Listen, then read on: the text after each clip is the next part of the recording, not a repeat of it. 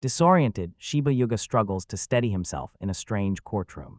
He remembers being a 29-year-old unemployed man who was last seen drinking in Shinjuku. High on a balcony, a council of otherworldly beings confirms his identity is correct. Regal with a thick white beard, the king glares down with stern judgment. Sweating, Yuga is overwhelmed by the impossible scene and unsure whether it is real or just a dream. The chapter title makes it clear this is the court of another world. A man with blonde hair and a red beret watches the scene with a sharp gaze. Silent and dark-haired, the elf girl stands with a blank, indifferent expression. A lively izakaya comes to mind as he raises a glass for a toast. Smiling, he says how long it's been since this group last met. Good-naturedly, his friend points out that Yuga always leads them. A woman notices he hasn't changed and feels reassured by his good looks. Earlier, his friend points out that Yuga is handsome, but his job title has changed. All his friends are successful legal professionals, including a court official and a prosecutor. The spiky-haired friend complains about his tough job in Stingy Boss. Pressed about his earnings, Yuga deflects and says he's still studying for the bar. He confidently says he will earn more than all of them once he passes. A confident boast earns an awkward, pitying silence from his friends. His friends trade worried looks, not sure how to react to his bravado. She gently shifts the subject, thanks him for coming, and urges everyone to have a drink.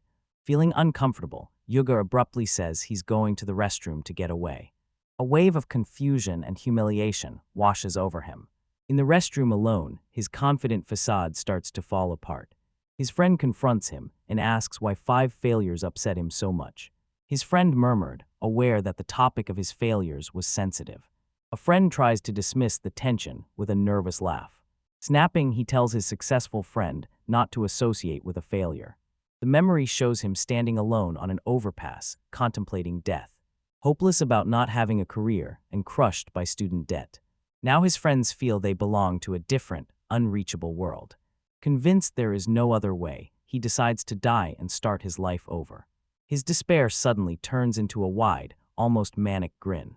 Refusing to accept death, he says he could never go through with it. Shouting into the night, he vows to become a great lawyer. Caught up in the moment, he leans too far and the old railing gives way. Shock locks his expression as he begins the terrifying plunge. As he falls, he shouts one final, desperate challenge to God over his trials. Horror grips him as the piece of railing falls with him. The law book he treasured falls through the air, a symbol of his failed dream. Instead of asphalt, he lands on a girl's impossibly cheerful face. Now in a starlit void, he is completely baffled by the sudden change. Dressed in a gothic Lolita outfit, a girl floats above him, leaving him speechless. She asks if he likes her outfit, inspired by Japanese fashion. Confused and overwhelmed, he can only ask who she is. Proudly, she declares that she is God. She orders him to bow before her and present a tribute. He tries to make sense of it, assuming it might be a custom he's unfamiliar with. She explains she's from another world and specifically summoned him here. Her eyes sparkle with excitement as she invites him into her world. He writes her off as a foreigner who is too obsessed with Japanese pop culture. Trying to calm things down, he awkwardly asks where her parents or guardians are. Annoyed by his skepticism, she casually slaps his face away. Trying to stay polite, he bows and asks her to tell him where they are. His politeness makes her even angrier, and she accuses him of doubting her. He asked what to call her, and she insists on being called Gods Among. He smiles oddly and agrees to her demand. Her eye fills the screen like a swirling galaxy as she vows to show him her power. In an instant, he is kneeling on a cobblestone street in a medieval town. The god girl appears behind him and smugly asks if he was impressed by her display. Springing to his feet, he shouts in disbelief and demands to know what she did. Proudly, she introduces the place as Luano, a small nation in her world. You could take in the unbelievable scene with a bead of sweat tracing down his temple. Taking in the architecture, he feels as if he's somehow been transported to Europe. A formidable blonde warrior wearing an eye patch watches them from afar. The god girl admits to him that her world isn't doing well. The speaker says civilization is stagnant because it lacks conflict. She decided to explore his world to find a solution. His country, Japan, felt pleasant and peaceful to her. That sparked a brilliant idea she shares with a snap. She will introduce Japan's laws to her world, and he will serve as its lawyer. She admits she would have preferred a real lawyer, but the situation was difficult. A mischievous smile crosses her face, reminding him that he was conveniently about to die. When he asks if he is dead, she explains she must limit her divine interference. That was the easiest and most efficient way to summon a soul. She waves him off and tells him to wait for the welcome despite his protest. She gives him a serious, knowing look. She laughs triumphantly, brushing off his protests as nonsense. Her presence reminds him of when he begged desperately for trials and tribulations. He sees his wish come true when she tells him she expects a lot from him. Smiling brightly, she gets ready to issue her final decree. She officially announces that as of today, he is a lawyer.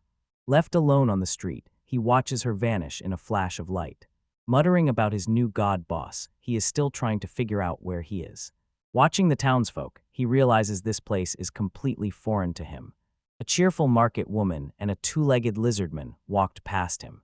The lizard man points out how out of place Yuga's modern clothes look here. Moving forward, he feels like he's been dropped into a role-playing game. He cynically expects his first case will be defending a thieving lizardman. Suddenly, he spots a figure in the distance and calls to them. The carriage driver arrogantly orders the crowd to clear the way. Standing to one side, Yuga watches the nobleman's carriage thunder down the street. A nearby citizen mutters a curse at the entitled nobility. Inside, the nobleman Lord Galvia looks on with disdain. Irritated, Yuga watches the scene and calls to a nearby mother. A little girl suddenly darts into the street, and Yuga watches in alarm. The girl is running after her mother, who just went through a doorway. She runs straight into the path of a speeding carriage that is out of control. Yuga's eyes widen in horror as he realizes the danger is imminent. A faint magical shimmer surrounds the hand of a nearby cloaked elf. Before she can act, Yuga's fist crashes into the carriage with impossible force. A horse-drawn carriage rushes down a cobblestone street straight toward a small child. Frozen on the ground, the little girl sits stunned and helpless in its path. Tears fill her eyes as she cries out for her mother. At the roadside, her mother watches in horror as the girl wails. Yuga and the other bystanders watch in shock as the carriage comes to a violent stop. A guard shouts that he is under attack. His master asks if he is all right. Yuga watches, a bead of nervous sweat tracing a line down his temple. The guard orders his men to protect their master and demands to know where the attack came from. Donatella, cloaked, notes that the assailant is just a commoner. Donatella stands perfectly still, her expression a calm, unreadable mask. Carriage guards watch, confused and unsure what just happened. A guard calls her an elf and shouts that this is a rebellion. Yuga watches the chaos unfold among the fleeing townspeople. A strange smile crosses his face as he wonders if he should probably run away too. The knight slams their armored leg down, forcing everyone to stop. Liliana Omgard of the Royal Guard announces she's taking command of the scene. Ordering the elf into custody, she says there is no room for argument. Donatella looks down, her face somber as the guards apprehend her. Lord Galvia angrily commands the knight to execute the filthy elf traitor immediately. Liliana coolly refuses his command and tells him those days are over. The nobleman's sneers showed he was offended by the impertinence of a mere knight. Liliana orders her soldiers to take Donatello away and make sure she does not escape. Yuka stands awkwardly to one side while the situation is brought under control. Liliana turns to him and asks if he is Shiba Yuga, and he confirms nervously. She tells him to follow her because the king himself has summoned him. Stunned, Yuga can barely process that she means the actual king. A regal figure with a magnificent white beard is revealed as King Marius Luano. Nervously, Yuga concludes this man must be a king. Liliana shoves his head down and scolds him for failing to bow. The king tells him to relax, saying God has already informed him about Yuga. Yuga, sweating, confirms he is indeed supposed to be the lawyer. The king explains God has given their kingdom the laws of Japan. He presents the complete Luinode law book for all future trials. A divine girl appears and declares her will for the kingdom's development. The king admits they are finding the new laws hard to follow and are studying frantically. Yuga listens carefully, his face serious as he absorbs the information. Now the whole future of Luano rests on Yuga's shoulders, the king declares. Yuga panics inwardly, hoping God didn't mention his 5 failed bar exams. The god girl announces that an incident has occurred and instructs Liliana to open the court. Stunned, Yuga is led away by Liliana, wondering why it happened so suddenly. Brought into a vast, empty courtroom, he is bathed in solemn light. Calmly reading a book, a courtier in a beret sits at a desk. A strange panel of judges, with a lizardman among them, takes its seats. The courtroom gallery sits empty, its balustrade waiting for spectators. Yuka looks around and says this is a real courtroom. The king asks Yuga for his opinion, saying it resembles the courts of Japan. Yuga admits to himself that as a student he has never actually been in one. The king proclaims the trial historic and orders everyone to be mindful of their duty. Brought into a fantasy world to face a trial, Yuga feels overwhelmed. The prosecutor is introduced as stern Royal Guard Commander Joan Wyson. Despite the chaos, Yuga knows one thing for certain. Slow and confident, a smile spreads across his face as he decides this is the best. He remembers the years he spent studying just for the chance to stand here. Clenching his fist, he steels himself and decides to do it. Declaring he is a lawyer, he calls the court to order. The next chapter opens with Yuga poised in the nearly empty courtroom. Bracing for whatever comes, he is sure of his new identity as a lawyer. Seated on his high throne, King Marius orders the defendant brought in. Creaking, the courtroom doors open as guards lead the accused inside. Yuga gives a small, sharp gasp of recognition. Donatella has been led forward, her hands tied with rope and her face expressionless. Yuga is shocked to discover the defendant is the girl from the street. People in the gallery murmur with prejudice, mocking the elf's pointed ears. A guard escorts Donatella into the defendant's box. Prosecutor Joan Wyson formally introduces himself to the court. He says that although the trial's format is new, his determination to punish the guilty remains the same. He vows to make the criminal answer for her sins under the new Japanese law. Yuga grimaces as he realizes this confident, handsome man is his opponent. Joan opens his statement, ready to detail the defendant's crimes. He officially names the accused as Donatella Bastionary. He presents the case as a continuation of the long, bloody history of war with the elves. He says her people have bared their fangs again, and he cannot forgive them. The gallery joins in shouting for the elf to be hanged. Joan describes the crime, saying an explosion spell was used against Lord Galvia's carriage. He says Donatella's magic injured the noble Lord Galvia. Under the kingdom's traditional laws, the only punishment is death, he declares. Under the new law, a bodily harm conviction carries a sentence of up to 15 years. Yuga listens, convinced the prosecutor is glossing over crucial details. The king asks the defendant if she wishes to speak in her defense. Yuga quietly presses Donatella to explain what happened so she won't be found guilty. Donatella says flatly she has nothing to say, leaving Yuga stunned. He insists she must have something to say in her defense. Turning away from him, she ignores his desperate pleas. Yuga screams inside in frustration, unable to understand why she is ignoring him. He rises and tells the court he has a counterargument to present. He confidently cites Article 37 of the Penal Code, invoking the principle of emergency evasion. Curious about the word, the king studies it with a magnifying glass. Yuga insists many people witnessed the event, including Liliana. The king turns to Liliana and asks her to confirm the facts of the incident. Liliana testifies that Sonia Campbell, a young girl, was about to be run over. Yuga says the conditions for emergency evasion have therefore been met. Joan smirks and tells Yuga he has read the law but doesn't understand it. Yuga explains the legal idea of weighing the harm avoided against the harm caused. He contends Donatella met the legal requirements because she saved Sonia's life. Joan throws his head back and gives a long, hearty laugh. Yuga insists on knowing why people are laughing at his legal argument. Joan mockingly tells him she doubts he really thinks a commoner's life is worth more than a noble's. Lord Galvia agrees, proclaiming a noble lineage boosts his importance. Joan's face twists in rage as he yells at Yuga not to joke with him. Speechless, Yuga is stunned by this fundamentally alien system of values. Stunned, Lord Galvia's supporter watches as the nobleman brushes off the lawyer's words as obvious. King Marius asks Yuga whether the defense has any counterarguments, catching him off guard. In the dock, Donatella looks down with a somber, resigned expression. Unsure how to begin, Yuga stammers as Donatella questions his hesitation from the side.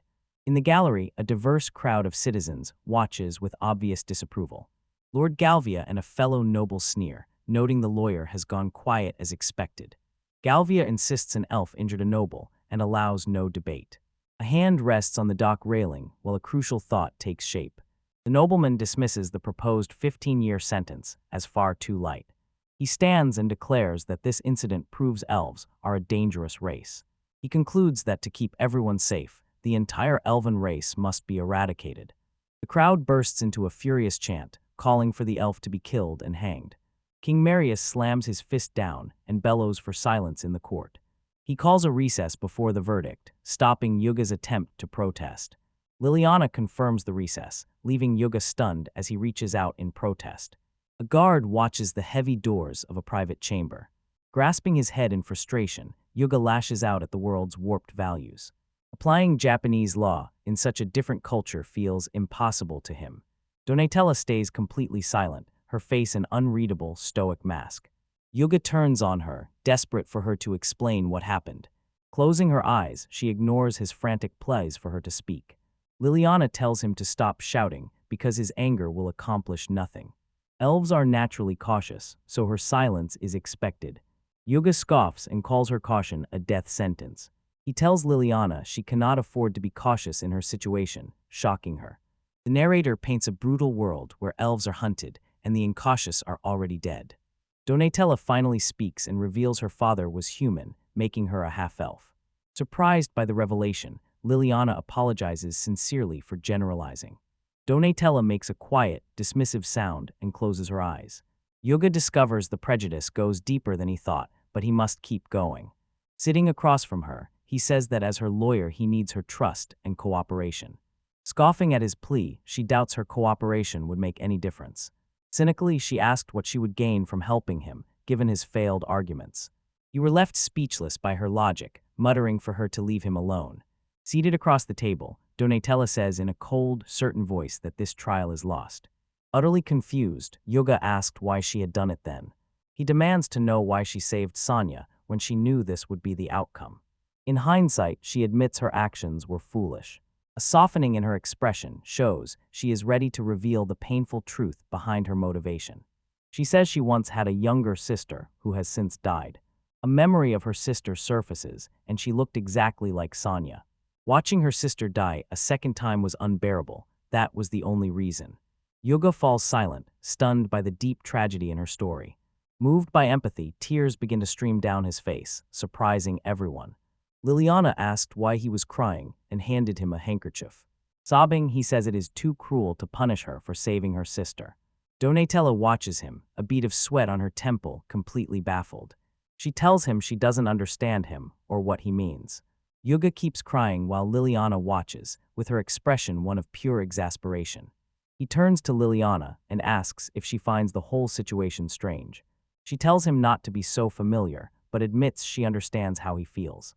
She says nobles are honored for their family background and for serving the kingdom. Yuga says the girl was saved and the noble was only injured.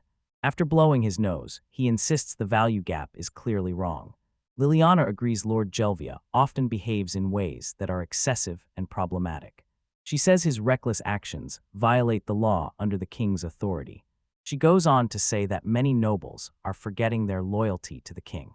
Displeased by their arrogance, the king must act with caution. Actions that undermine the king's authority, she explains, cannot be allowed.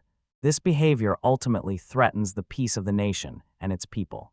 The nobles are independent, she explains, and not under the king's direct rule. Discipline will only be applied when there is a strong enough reason. Liliana says it's time to return to court, but Yuga asks her to wait. Turning back, she looks confused and asks him what he just said. Insisting it's not time yet, he tells her to forget it for now. Panic hits him as he frantically pats his pockets and realizes something is missing. Liliana asks what he's doing as he finds the lost item and lets out a relieved gasp. He holds up his distinctive black and white necktie patterned with hearts. Donatella asks about the odd, gaudy cloth he seems to treasure. Yuga says it's not a charm, but a ritual to steel his resolve to fight. He says wearing a suit and his favorite tie always tightens his spirits. He remembers wearing this exact outfit to all 5 of his failed bar exams.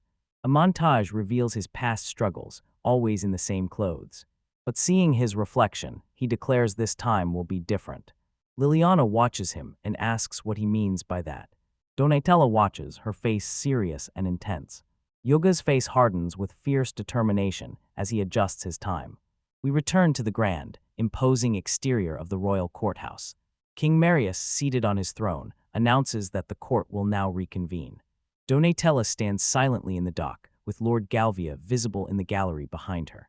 The king calls for final statements, and Yuga raises his arm and shouts. He says he wants to confirm the trial's main point. Prosecutor Jones says the dispute is about relative value and calls the conclusion obvious. Yuga smiles with sharp confidence and simply says okay. Turning his attention to the throne, he addresses the judge and says that the king himself is present. Looking up at the monarch with a serious expression, he says he has a question. Despite Jones' objections, the king allows it and tells Yuga to proceed. Surprised, the king looks down as the lawyer says he wants to question him directly. Yuga starts asking questions, his voice steady. A tall vertical panel reveals the vastness of the kingdom of Luano. Yuga's mouth hangs open as he asks a bold, decisive question. His words hang over the city. Your Majesty, do you value this country? The camera zooms in on the king's wide, shocked eyes. Liliana watches, eyes wide with surprise at the lawyer's sheer nerve. Standing to the side, Donatella watches with tense, hopeful anticipation. Stunned, Lord Galvia demands to know what the man is saying. The king declares Luanu is everything to him, and he would gladly give his life for it. Yuga, satisfied, follows up with a deep question, asking what a country is. A country is more than the land shown on a map, he explains. Nor is it only the authority of its rulers, whose portraits line the palace halls. Yuga points with emphasis, remembering his old constitutional law lectures. A nation is defined by its people, he says, and without them it no longer exists. He proclaims that Sonia Campbell's life is as important as the nation itself. In the gallery, the pompous Lord Galvia listens with a grim, angry look. Prosecutor Joan Wyson gives a small, condescending chuckle, clearly unimpressed. Throwing his head back, he laughs and dismisses the argument as completely ridiculous. He said mockingly that it would take many citizens to equal one noble. Fiercely, Yuga demands the king say where he would draw that line. Joan dismisses the question, saying there is no need to define it. Yuga turns to the throne and demands that the king choose between a noble and his people. The king replies at once that he would, of course, choose his people. He explains that the scales of justice now hold only one citizen's life. Joan grimaces, realizing Yuga's absurd logic might actually work. He mutters that Yuga's foolish gamble was a shame, but it's over now. Yuga smiles confidently and agrees, his expertly crafted trap now set. He requested the king's permission to ask one final, crucial question. From the defendant's box, Donatella watches with wide, expectant eyes. Yuga asks whether the king would kill a friend or cut off his son's finger. The king is startled and asks what he means by such a grim question. Liliana cuts in and scolds Yuga for openly disrespecting the monarch. Yuga shouts her down, insisting the king gave him this job. Locking his gaze on the throne, he presses the king for an answer about his dilemma. The king's eyes narrow in deep, troubled, solemn contemplation. After a long pause, he admits he cannot make that choice. Yuga asked why someone should not choose a friend or a stranger over their own child. The king explains how precious life is and stresses the sacred duty to continue his line. Yuga smiles knowingly. Neither choice is more important than the other. He urges grim-faced Joan to reconsider the trial from this new perspective. He tells the court that Lord Galvia's injury was minor and lasted only a week. He likens it to a scraped knee, a minor wound that heals on its own. He sets the noble's minor wound against a citizen's priceless life. Standing before the king, he asks the monarch to choose between the two values. Yuga echoes the king's own conclusion back to him, "You have no choice." Pointing the court to the law book, he quotes the emergency evasion article. Jones's eyes widen as he reads the text, and the implication finally sinks in. Declare that when neither can be prioritized, emergency evasion is established. A bead of sweat forms on Liliana's temple as she watches, stunned by his flawless logic. Lord Galvia watches from the gallery, his face showing total disbelief. Donatella watches the proceedings, her face full of hope and amazement. Seeing the courtroom fully won over by Yuga's argument, Joan panics. He objects urgently, reminding everyone that the defendant is a half-elf. Yuga shouts that her race doesn't matter, confirming the central point. He demands that his opponents either refute his point or remain silent. Joan stands speechless, clutching his uniform, completely outmaneuvered. The king announces that all arguments have been heard and prepares his verdict. He recalls the great deeds of Theodora Galvia, an ancestor of Lord Galvia. He recognizes the great value and prestige of the historic Galvia house. He admits Yuga is right, and Sonia Campbell is one of his people. He can see his nobles are growing resentful, and he must assert his authority. The king lifts his hand, about to nudge the scales of justice. He says the new law is a single thread of reason he must uphold. Unable to choose, he must accept the evasion as valid. The king announces the verdict. The defendant, Donatella Bastianeri, is not guilty. Donatella freezes in stunned silence, unable to process the words. Chaos breaks out in the gallery as Lord Galvia demands an explanation. Donatella turns to Yuga and calls his name, swept up in a wave of emotion. Shyly, she asks him how she could ever repay him for saving her life. Yuka reassures her that he was just doing his job as a lawyer. Admitting he was so nervous he began to cry, he says he's glad he could help. Donatella insists she cannot let his incredible deed go unacknowledged. A soft, grateful smile spreads across her face as she calls him her savior. Speechless, Yuga blushes deeply at her sincere, heartfelt praise. Lord Galvia slams his hand on the railing and shouts that this is ridiculous. He pleads with the king to reconsider, warning that it will undermine his rule. The king is firm, insisting his verdict will not change. The trial is final. The king's final word cuts off Lord Galvia's stammered protest. His eyes flare with rage as he says that even if the king forgives her, he will take up arms and punish the elf personally. A guard in the crowd reports that Galvia has been recruiting private soldiers. Donatella confirms this and says he has been preparing weapons with a purpose. Yuga cites Article 128, the new law defining the crime of preparing for insurrection. The king reads his law book and is surprised by the new crime. Lord Galvia watches, a bead of sweat on his brow, as he realizes his grave mistake. Yuga says everyone has the right to hire a lawyer. He adds that this right applies no matter how arrogant a person is. Enraged, Lord Galvia sputters at the insult to his noble status. Yuga pretends to be confused and asks what he meant by that arrogant tone. A final smug, completely triumphant smile crosses his face. A montage traces his journey from being born in Japan to becoming a lawyer in Luano. Declaring himself the defender of the heretical law, he closes the chapter. The next chapter starts by reminding us he is Shiba Yuga, a 5-time failure. He remembers how a god brought him to the fantasy world of Luanu. His dream of becoming a lawyer, something impossible in Japan, came true in this world. He has decided to live as the lawyer of the Red Long. Yuga's eyes snap open as he wakes in a panic. Sitting up in a luxurious, unfamiliar bed, he pulls back the covers.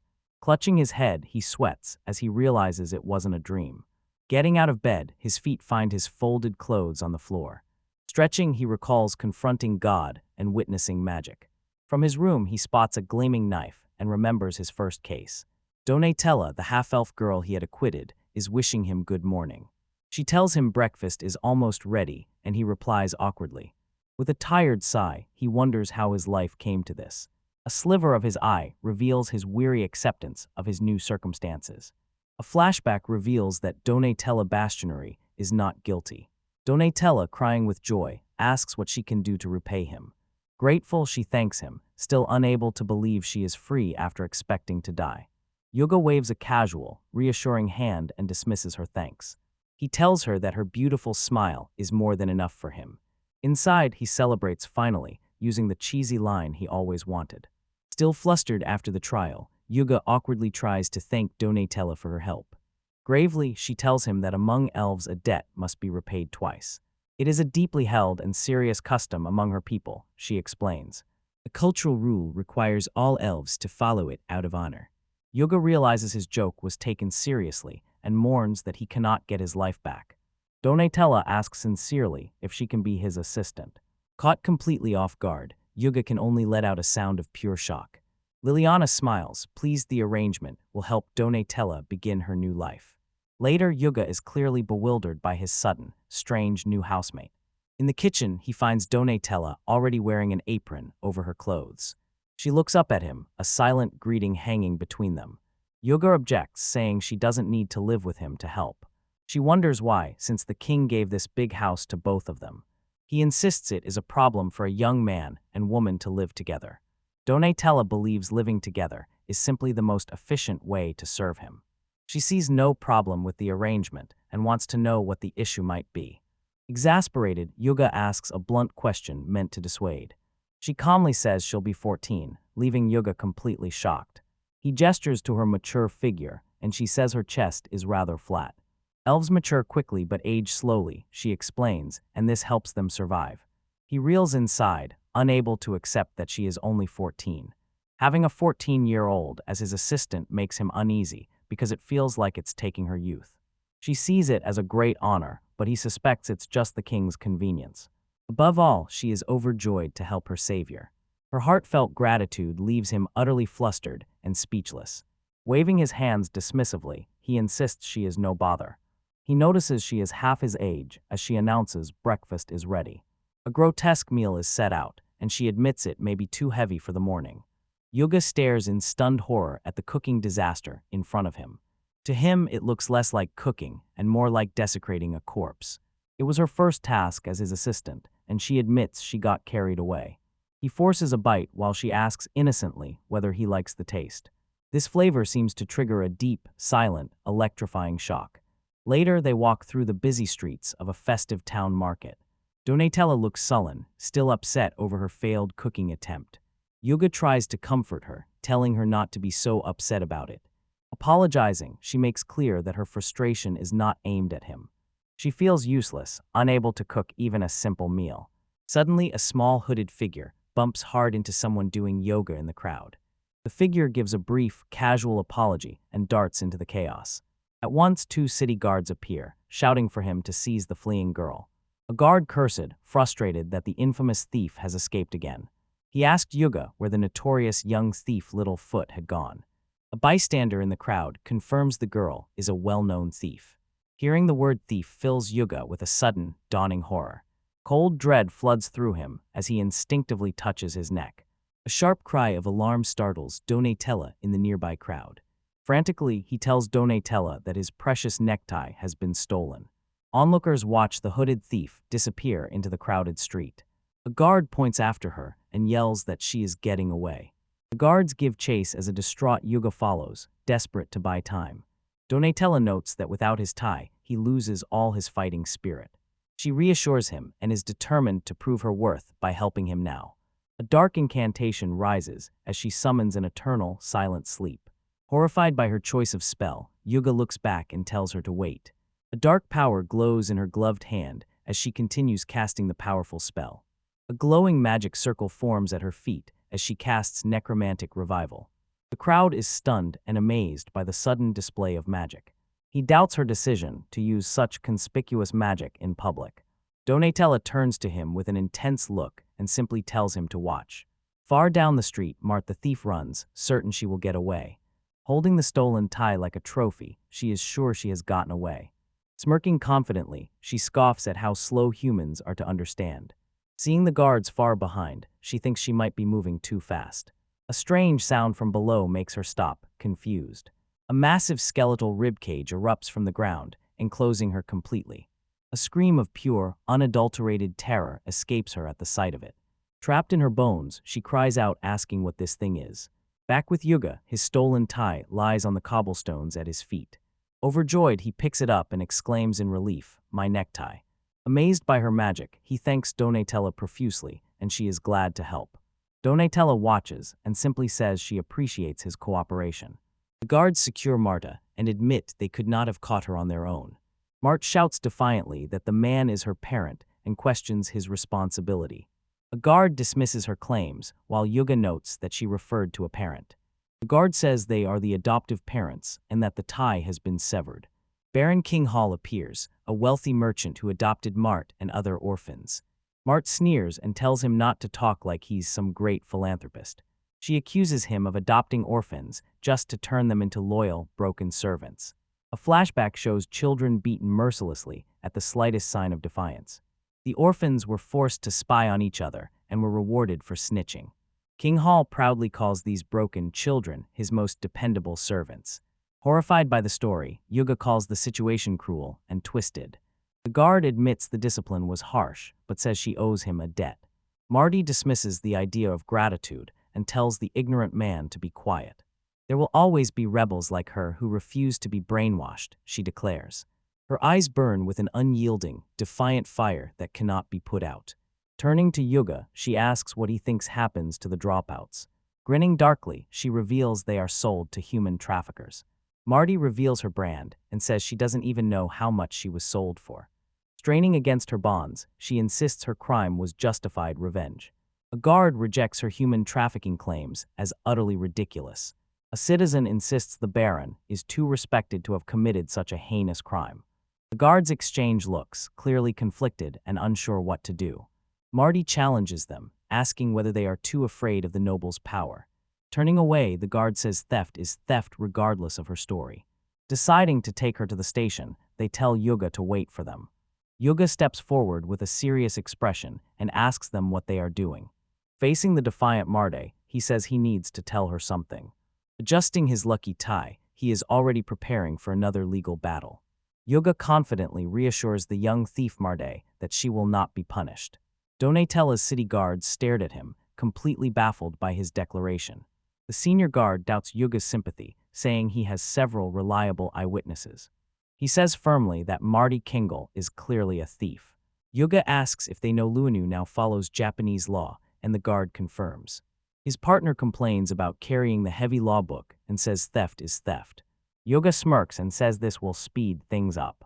Under Japanese law, parental ties cannot be so easily severed, he explains. Completely confused, the guards look at each other over the legal argument. Citing the civil code, Yuga says a family court must approve disinheritance. The freckled guard frantically scans the book to confirm the law is real. Yuga says that in legal terms, Mart and the Baron are still parent and child. Yuga answers the guard's protest with a maxim: the law does not enter the home.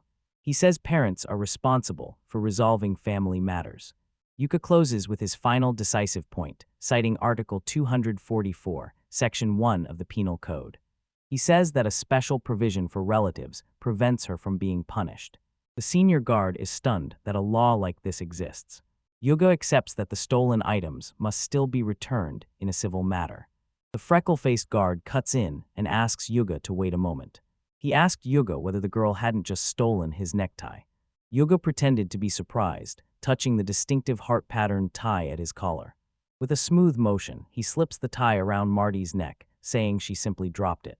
Mart looks up at him, her defiant expression fading into stunned silence. Yuga offers to serve as her defense attorney if the case goes to trial.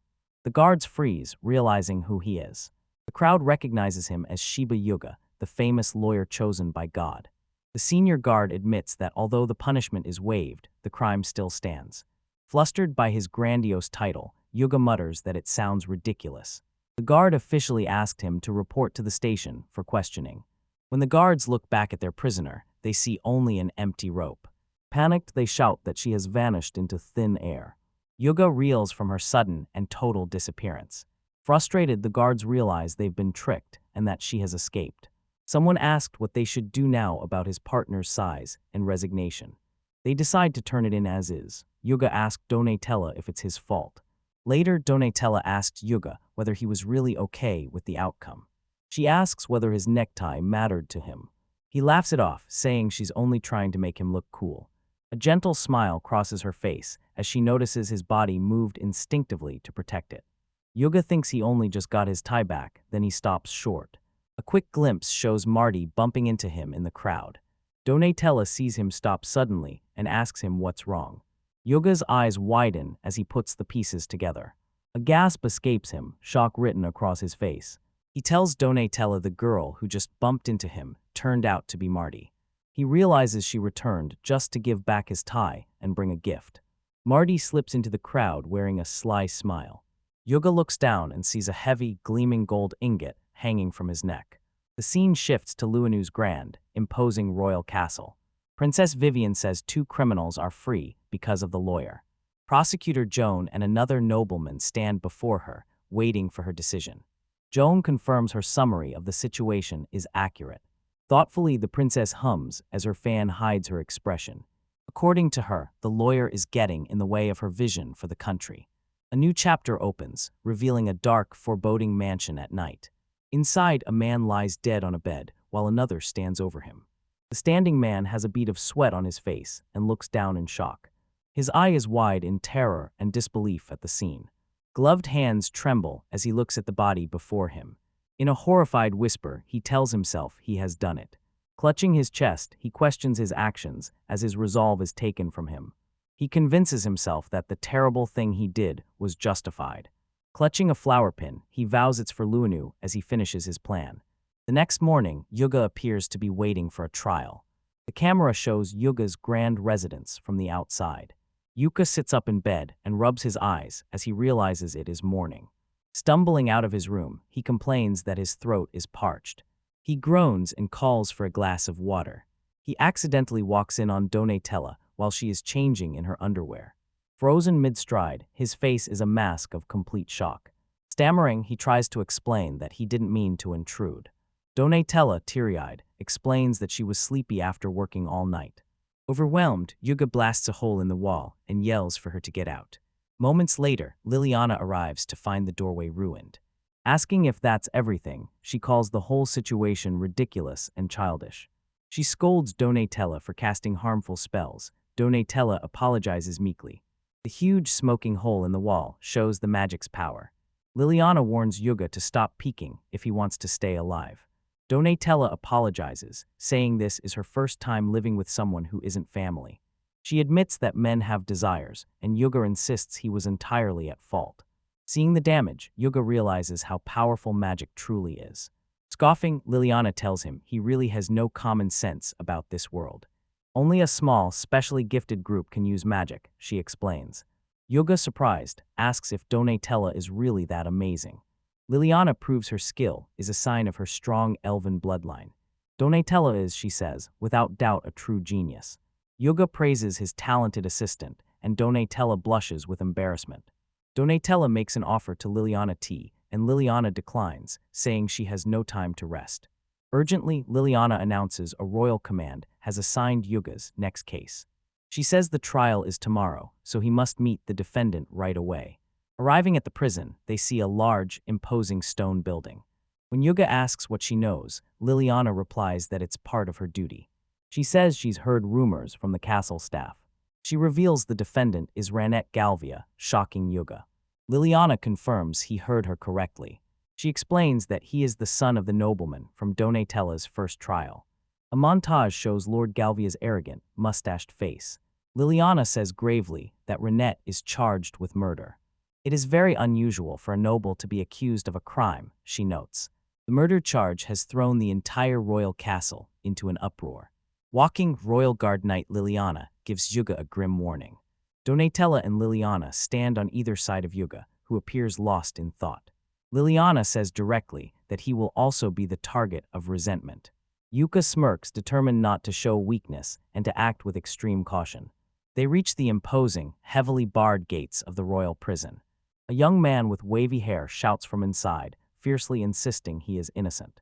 He jams his foot through the bars and demands immediate release. Yuga assesses his arrogant new client, accused murderer Ranette Galvia. Calmly, he begins the interview and says he will review the facts of the case. Authorities identified the victim as Kara Velksman, a young widow of a landowner. For some time, she had lived alone in her quiet country mansion. A servant found her dead body in the mansion's bedroom. Yuga confirms that a servant saw Ranette leave the scene. Ranette says his alibi starts at that crucial moment. He says he was out hunting with his brother Rudiger that day. At dusk, he became separated and wandered through the area. About to leave, he believes a servant spotted him. At a window, the servant sees him acting suspiciously. Ranette closes by insisting he never even met the victim. Don't tell a skeptic that this is his whole story. Bluntly, she tells him his explanation hardly qualifies as a believable alibi. She suggests he try harder to think of a better excuse. Ranette erupts in anger, offended that a long-eared elf would question him. Panicked, Yuga rushes to quiet Donatella before she angers the nobleman more. He quickly interrupts and explains that she is just his assistant. Ranette scoffs at the idea and finds an elf assistant utterly ridiculous. Sneering, he says she must be Yuga's sex slave rather than a professional. Yuga knows that an angry Donatella is dangerous. Donatella appears genuinely confused by the term sex slave.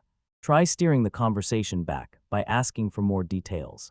After asking Renette to confirm one thing, he did not enter the mansion.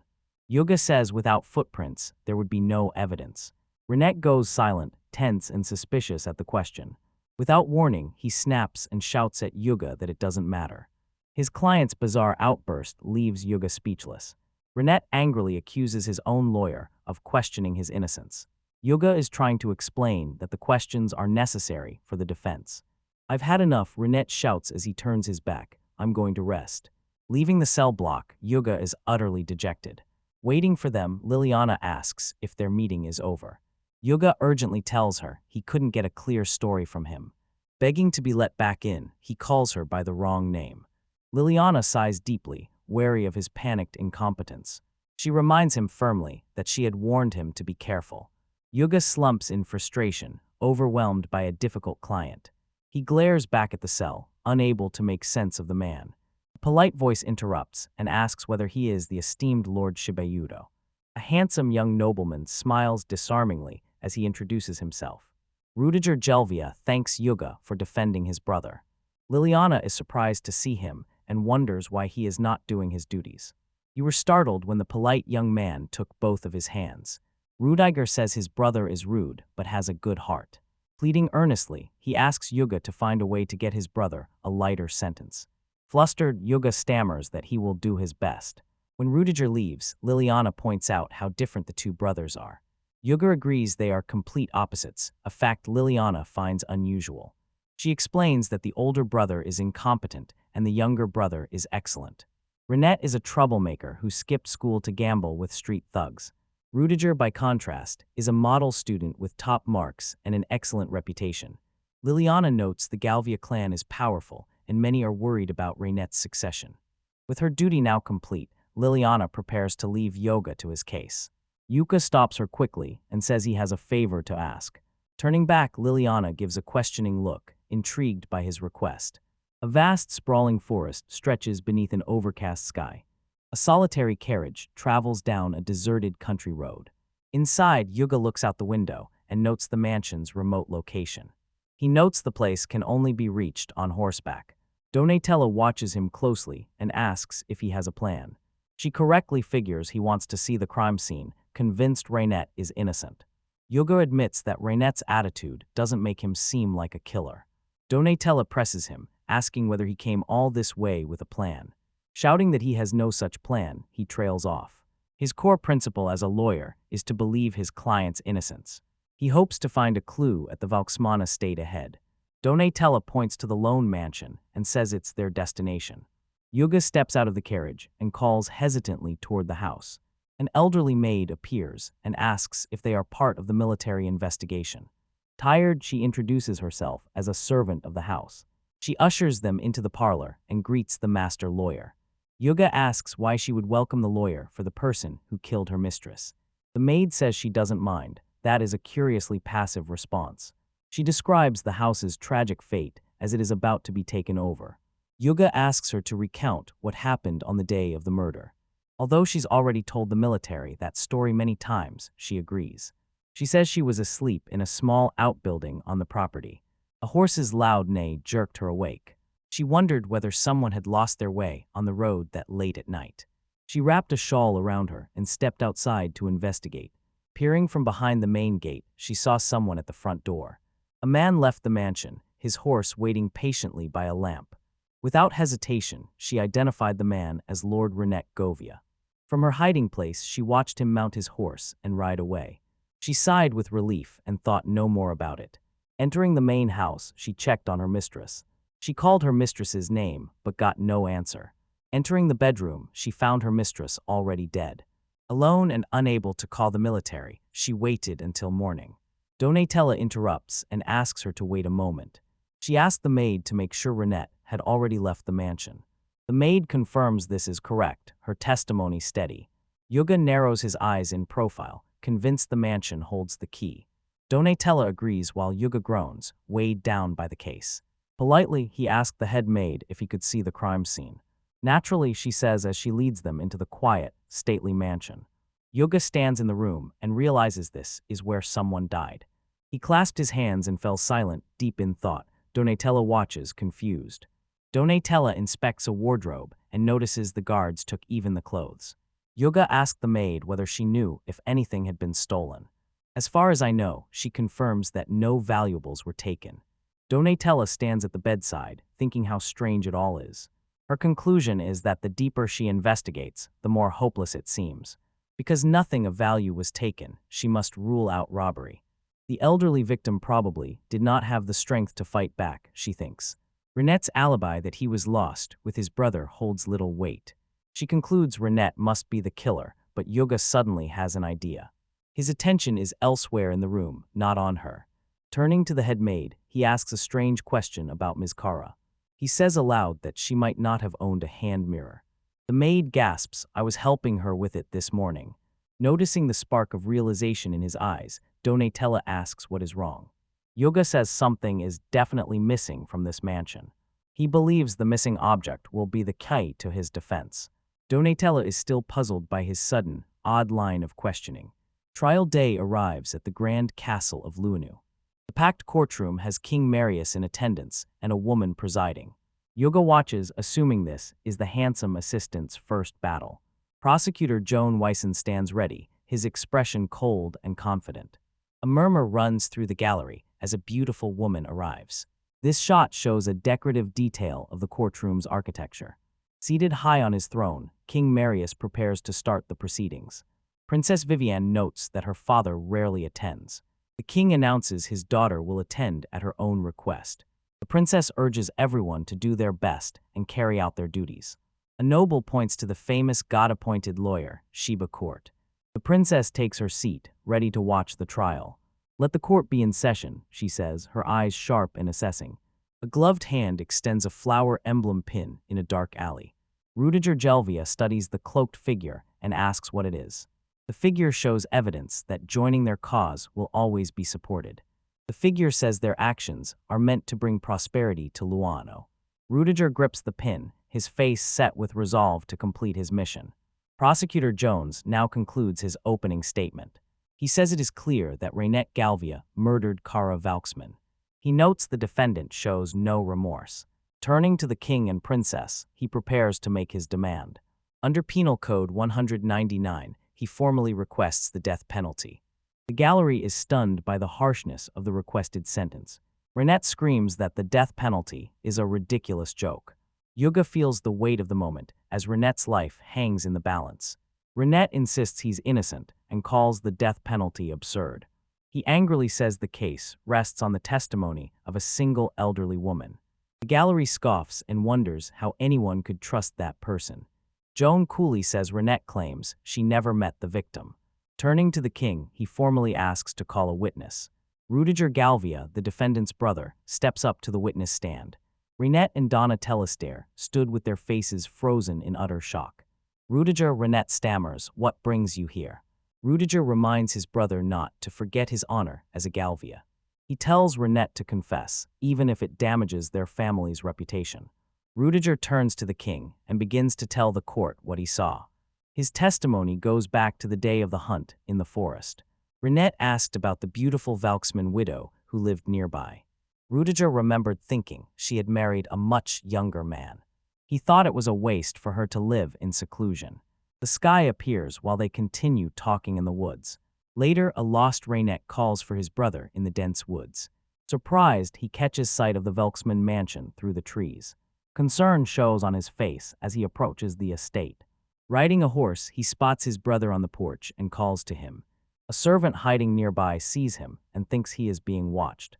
Although Renette thinks it's late, it should be fine if nothing goes wrong. Rudiger testifies that his brother left before Rudiger learned about the murder. He says he personally saw his brother leave the mansion.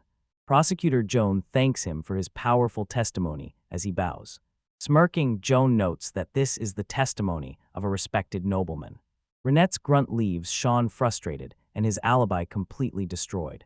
Joan asks whether the defense plans any cross-examination of Rudiger. Renette turns to Yuga and pleads with him to use any trick he has. Shouting at his lawyer, he demands the testimony be overturned and his innocence proven. The audience sneers, convinced his desperate outburst proves he's guilty. Yoga meets his client's gaze and calmly asks whether he is really serious. Of course I am, Rennet shouts, get on with it. Yoga asks whether he is really okay with using any means necessary. Donatella watches the tense exchange, worry evident on her face. Joan Wyson watches the defense, a cold, calculating look in his eye. Renette agrees and urges Yoga to hurry and get him acquitted. Yoga says if he's that determined, everything will be fine. He tightens his lucky heart pattern tie and steels his resolve. A confident smile spreads across his face as he says he can win. From the stand, Rudiger watches while Yoga makes a bold claim. Surprised, Donatella asks Yoga if he really thinks they can win. After the trial, Yoga asks Rudiger to talk, and Rudiger agrees. He says he personally visited the vast, deep forest. He asked if Rudiger had really just run into someone there. Rudiger smiles and says he thought Yoga would ask him that. He admits he knew about Kara and her womanizing brother beforehand. Going to the same place, he saw his brother arrive first. Donatella listens and admits his story does not seem that strange. Renette was seen leaving, so Rudiger's testimony appears accurate. Rudiger calmly asked Donatella whether he had said anything untrue. Clenching his teeth, Renette's face twists in desperate denial. Clenching his fist, he insists he is not a murderer. Wildly accusing his brother Rudiger, he claims he was framed for the inheritance. Rudiger watches with a sad certainty, convinced this is for the best. Yoga steps in and tells the stunned Renette to calm down. He insists his client's claim is entirely plausible. Yoga says Renette may have been framed. Prosecutor Joan scoffs and calls the defense's claim impertinent and baseless. Joan scoffs and asks whether they are accusing the noble Rudiger himself. Yoga smiles and says he's only doing his job. Joan accuses him of trying to hide the facts, but offers no evidence. Joan chooses to present his own evidence, catching Donatella by surprise. Speaking confidently, he announces he now has decisive physical evidence to present. Hugo watches the proceedings with a focused, alert gaze. The prosecutor tells a guard to bring in the key evidence.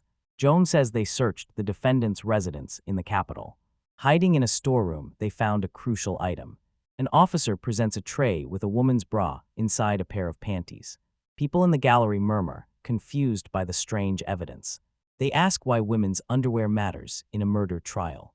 This evidence will decide the trial's outcome, Joan declares. Forensic tests confirm the undergarments belong to the victim, Kara Valksman. Renette's face goes rigid with shock as he hears the victim's name. Joan asks why the victim's belongings were found in Renette's home. He argues Renette saw it as a gruesome trophy from his crime. The crowd reacts with shock and disgust to the prosecutor's theory. Cornered and broken, Renette clutches his head and cannot defend himself. Donatella watches Renette break down, completely bewildered by the situation. She realizes the damning evidence shows Renette entered the mansion. She tells Yuga they can no longer defend him, and he accepts it calmly. Yuga smiles and says they just won, much to her surprise. Yuga stands, faces the stunned prosecutor, and asks a question. He asked whether the prosecutor had searched the home thoroughly. Then he asked a simple question about whether there was more to find. Yuga clarifies he means more underwear, which only confuses Joan further. Joan confirms they recovered 16 more sets, all belonging to the victim. Donatella is concerned this will only strengthen the prosecution's case. Yuga lifts a finger, about to ask one more crucial question. He asked whether they had found any underwear that did not belong to the victim. Confirming a total of 211 pieces, Joan sends the crowd into an uproar. Yuga demands an explanation, telling the prosecutor to stop pretending ignorance. He repeats the prosecution's claim that the underwear was kept as a trophy. He notes that the 211 pieces clearly belong to many people. Joan says out loud that Rainit might be an incompetent serial killer. Yuga shouts that the murder and the underwear have nothing to do with each other. The underwear itself was the real target of the crime. He says Rainit broke in to steal underwear, not to kill. The gallery falls silent at this bizarre revelation. A shocking accusation hangs over the silent courtroom.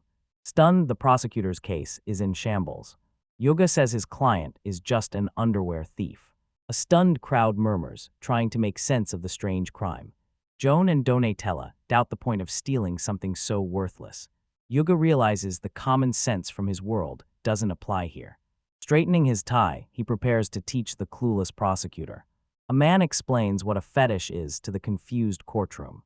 By shouting at Yuga, Renette unintentionally confirms that such people exist. Yuga tells Donatella the items must be used. In the gallery, a woman voices her disgust at the concept. The crowd can't understand a nobleman with that kind of fetish. Blushing hard, Renette mutters that it just makes him a pervert. When Donatella looks at him, he denies the accusation in a panic. Yuga presses his client to confess, acknowledging the client's noble pride. He outlines the legal consequences, comparing murder to simple theft. Renette faces a stark choice between his life and his pride. Overwhelmed by the impossible choice before him, Renette starts to cry. Joan asks coldly whether he wants to die over underwear for no reason. Renette whispers his halting admission, conceding the point. Yuga demands he speak louder so the whole court can hear. Renette fights back, clenching his fists in one last act of resistance. At last he shouts his confession so the whole courtroom can hear. The judge requested more detailed information about his preferences. Blushing, Renette confesses he prefers underwear from beautiful women. Yuga grins, confirmed he stole them on the day of the murder. He says he couldn't resist after hearing about the beautiful widow. Onlookers in the gallery react with a mix of disgust and morbid curiosity. Yuga is surprised the proud nobleman would admit his fetish in public. Yuga explains that Renette hid the stolen items out of shame. Yuga demands he speak louder and says he has ruined everything. Yuga asked Renette to confirm he was the one responsible. Princess Vivien watches the bizarre unfold from her box. She says Renette has now explained why he was at the scene. The king declares everyone else at the scene is now a suspect. The princess fixes a sharp gaze on the person watching. Confronting Rudiger, she demands a rebuttal. Rudiger starts to panic and pleads with them to wait a moment. Clutching his pin, he insists his actions were for the country. Terror floods his eyes as he realizes he's trapped. The princess smiles coldly as Rudiger looks up, horrified. He starts to suspect the princess herself is behind this. An unnaturally cold power radiates from the princess's eye. A silent, unseen force appears to lash out at the witness. Yuga and Donatella feel the courtroom's mood shift. Rudiger suddenly gasped and clutched his chest in pain. Her gaze stays fixed on him, cold and unyielding. A choked cry escapes him as he starts to collapse. Renette calls his brother's name, alarmed and confused. Rudiger's eyes roll back as he goes completely unconscious. Tumbling from the witness stand, he lands hard on the courtroom floor. The king calls for a doctor as chaos erupts in the court. Renette Galvia watches from the witness stand, clearly confused by the sudden turn. Rudiger suddenly collapses forward and slumps over the wooden witness box. A small white, pill-like object rolls across the checkered courtroom floor without a sound. A retainer informs Princess Vivien of the trial's outcome in a grand room. He tells her Rudiger Gelvia has conveniently forgotten the whole incident. Vivien thinks that if the fool had to die, it should have been done perfectly. The retainer asks if she is pleased, and she nods to confirm. Renette feels ashamed and does not know how he can face the world after his humiliating confession. The princess's retainer arrives and delivers a chilling warning from his mistress to Yuga. With a defiant smirk, Yuga quietly accepts the dangerous political challenge. From her balcony, Princess Vivien considers how to handle this new pawn. Trying to cheer Reynad, Yuga says his creed is to kill his enemies. Comically, Chibai Yuga laments his stressful courtroom debut. He wonders aloud what the complete Book of Luano law is like. It is likely just a translated version of Japan's 6 codes, he speculates. Liliana says it is a special edition from God written entirely in Japanese. Yuga flips through the pages of dense, familiar text, clearly unimpressed.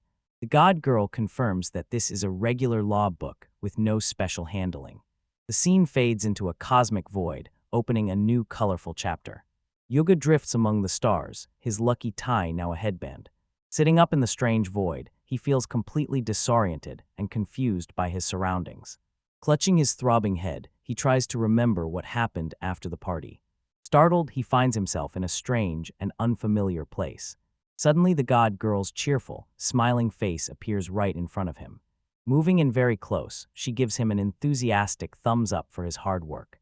Yuga recoils at the sudden, intense closeness. When he regained his composure, he wearily asked her what business she had with him. Waving her hands cheerfully, she says she has no particular reason for visiting. Is Yuga clearly annoyed that she has nothing important to say to him? She says she only wanted to check for herself how well he was doing. His victory comes back to her with the memory of Raynette's stunned face in the courtroom. She commends him for winning acquittals in two very difficult cases. She also praises him for saving Donatella from a false, unjust arrest. The god girl also remembers how he saved the young thief Marty. She declares his performance as a lawyer a clear success and calls him a master. Yuga, flustered, tells her not to get cocky, but he looks pleased. She firmly warns him to always remember that Luanu's customs differ from his. A grimace crosses his face as he vividly remembers the hostile, prejudiced gallery from his first trial. He reassures her he'll manage, but she still looks doubtful. Waving goodbye, she says she's busy and needs to live. She must leave now to give a quest to a party of heroes. Before an intrigued Yuga can ask about the heroes, she starts to leave. A brilliant white flash engulfs him, ending the strange dream. The light fades, bringing him back from the cosmic void into reality. His eyes snap open as he wakes with a sudden jolt. Sitting up in his luxurious bed, he brushes off the strange encounter as just a dream. He mumbles to himself that it probably wasn't a dream after all. He thinks a god appearing at his bedside is just another odd occurrence. Donatella enters proudly and offers him a perfect, glistening white pudding. A slight wobble in the dessert shows her newfound impressive cooking skill. Holding a saucer, she presents her successful, delicious creation with a smile. She happily tells him she has made a very good pudding. Smiling warmly, she says good morning and offers the dish. Yuga, pale and unwell, manages only a weak, strained greeting in return. Donatella's smile fades when she notices his bad complexion and asks what is wrong. Holding a platter of freshly made food, she asks if he is all right. She scolds him for drinking with Raynette, who is still a minor. The reminder forces Yuga to clutch his head as a new wave of nausea washes over him. Groaning, he asks if she can heal him with magic, but she sadly cannot. Mischievously, she offers to cure him by using necromancy to drain his life force. After they eat, she suggests going into town to buy some medicine. Without health insurance, Yuga worries about the cost. Then he recalls the generous reward money he received from the king's coffers. Donatella reassures him that 1 UN will more than cover the cost. As an aside, the god girl explains the generous exchange rate to the reader. Donatella says she prepared breakfast and insists he must eat. A silver cloche rests on the dining table, covering her newest dish. Wheeling the serving card over, she says she is very confident in today's meal. Placing a hand on her chest, she says she's skilled at grilling meat. Lifting the lid, she reveals a slab of meat boiling in liquid. Yuga stares at the odd, bubbling dish, his face frozen in pure horror. Pointing, he asks what it's boiling in. She replies that it's sauce. They walked along a quaint cobblestone street lined with timber-framed buildings. Donatella, still queasy from yoga, tells us about a well-regarded shop nearby. She says the shop sells medicine and repairs various machines. Yuga mutters that right now the only thing he cares about is medicine. Arriving at a building, they see a gear-covered sign that says Yoruzuya. Donatella carefully eases open the heavy wooden door and peers into the shop. She calls out a polite greeting into the cluttered, dim interior. Yuga takes in the shop's chaotic scene as she asks if anyone is home. From behind a wooden counter, a small figure in oversized goggles suddenly appears. A young girl in a lab coat pushes up her goggles and asks what their business is. Yuga wonders whether this lively young girl is really the one in charge here. He is speechless, stunned by her abrupt, direct manner. With a dismissive smirk, she warns him not to underestimate her. At just 14, she proudly says she graduated from the Royal University. Striking a dramatic pose, she is eager to list her many impressive academic qualifications. In today's complex world, she says it's necessary to learn many fields. She lists her studies, ranging from medicine and engineering to magic and the literary arts. Eventually, people began calling her by a very specific title, she explains. She turns her back to them dramatically as her long twin tails whip around. Exiled calls herself the all-powerful genius inventor. Stammering, Yuga apologizes as Donatella claps, amused by the girl's grand performance. Exiled smiles at their reaction and asks again what they came for. Standing on a stool with arms outstretched, she declares she can make anything. Inviting them to state their request, she tells them they can ask for anything. Yuga looks miserable and presses a hand to his mouth to keep from vomiting. Quietly, he asked for some hangover medicine and explained he is at his limit. Agonized, he watches Griselda go to her workbench to prepare the cure. A gloved hand rests on a neatly prepared package on her desk. Now that his hangover is gone, Griselda tells Yuga the price is 2,000 yen. Sensing his lingering presence, she asks if he is angry with her. Yuga touches his neck and denies it, clearly impressed by her skill. Passionately, she vows to heal anyone who is sick in her presence. Yuga is moved and calls her amazing. Donatella agrees she is impressive for a child. Griselda firmly tells him to always follow the correct dose for every medication. A new customer arrives and tells Yuga to leave if his business is finished. A slick gangster steps inside and asks if a woman named Griselda is here. Yuga instantly recognizes the man as a typical low-level gangster. Griselda, behind the counter, confirms who she is and asks what he wants. A smirk reveals he is an envoy of the notorious Baron King Hall. Yuga's eyes widen at the memory of the depraved human trafficker from a previous case. A gangster gets in Griselda's face and demands the new drug he ordered. She admits the tight deadline is difficult because he hadn't contacted her. Towering over her, he asks if she dares to say she failed. She tells him defiantly not to mess with her and points out the drug is right here. Defiance deepens as she refuses to hand it over. He describes the drug's effects, saying it increases focus and eliminates pain and fear. Despite severe side effects, he says it could save many patients. Yuga realizes it is a combat drug and wonders if King Hall plans to sell it. When she accepted the commission, Griselda admits she was a naive child. A flashback shows masked King Hall, who she did not know was an arms dealer. A silhouette against a field lingers in memory as a symbol of his power. The images suggest he plans to sell her creation as a weapon. Griselda insists she won't let her medicine be used that way.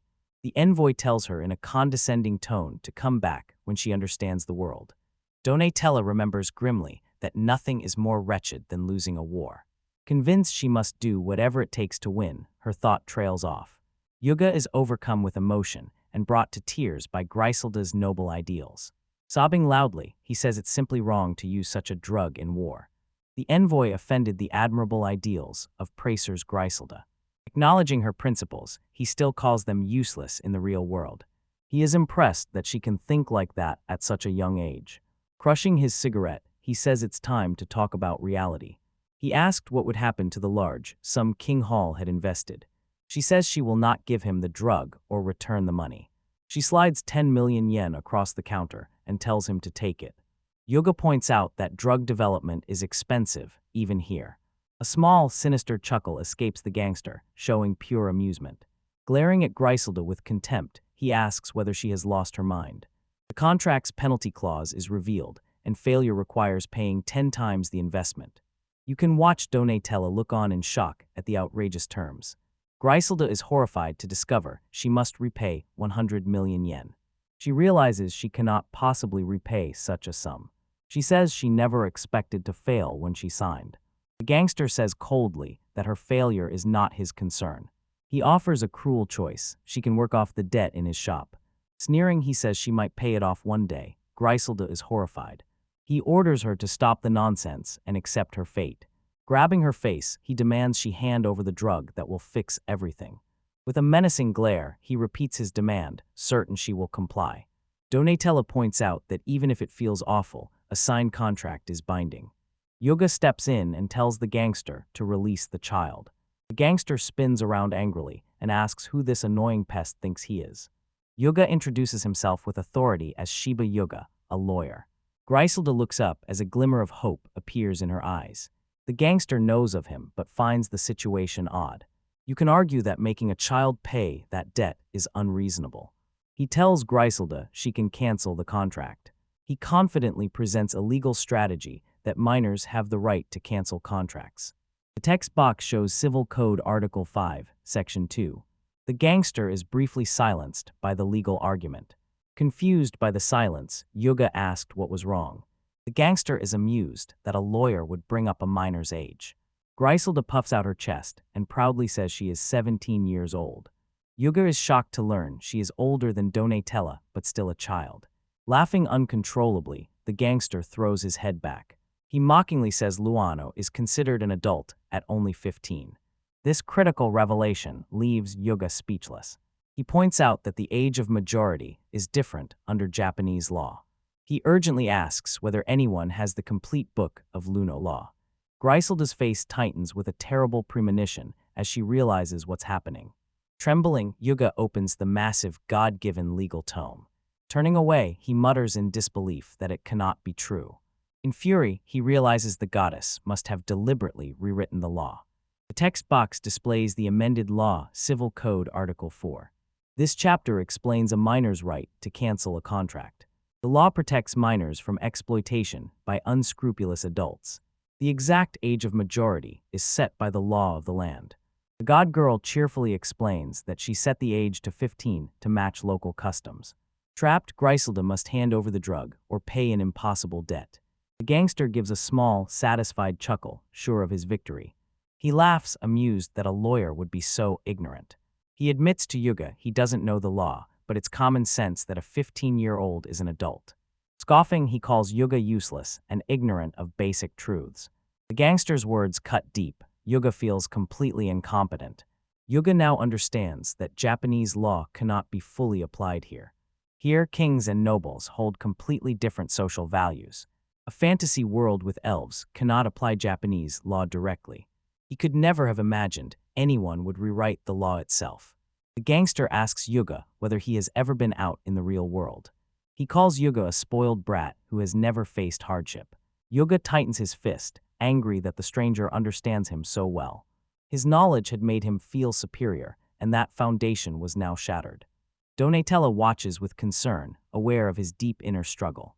He is flooded by memories of the failures and humiliations he suffered in Japan. Noting his advantage, the gangsters ask if he is satisfied now. Renewing his threat, he orders Griselda to hand over the drug at once. Grabbing her face, he warns her not to force him to hurt her. Donatella feels her expression harden as she prepares to intervene. Baron Kinjal's thug scoffs and asks whether they intend to fight him. Donatella gives a cool smile and calls him out for his empty threats. The gangster snarls, demanding to know what that was, his face twisting in anger.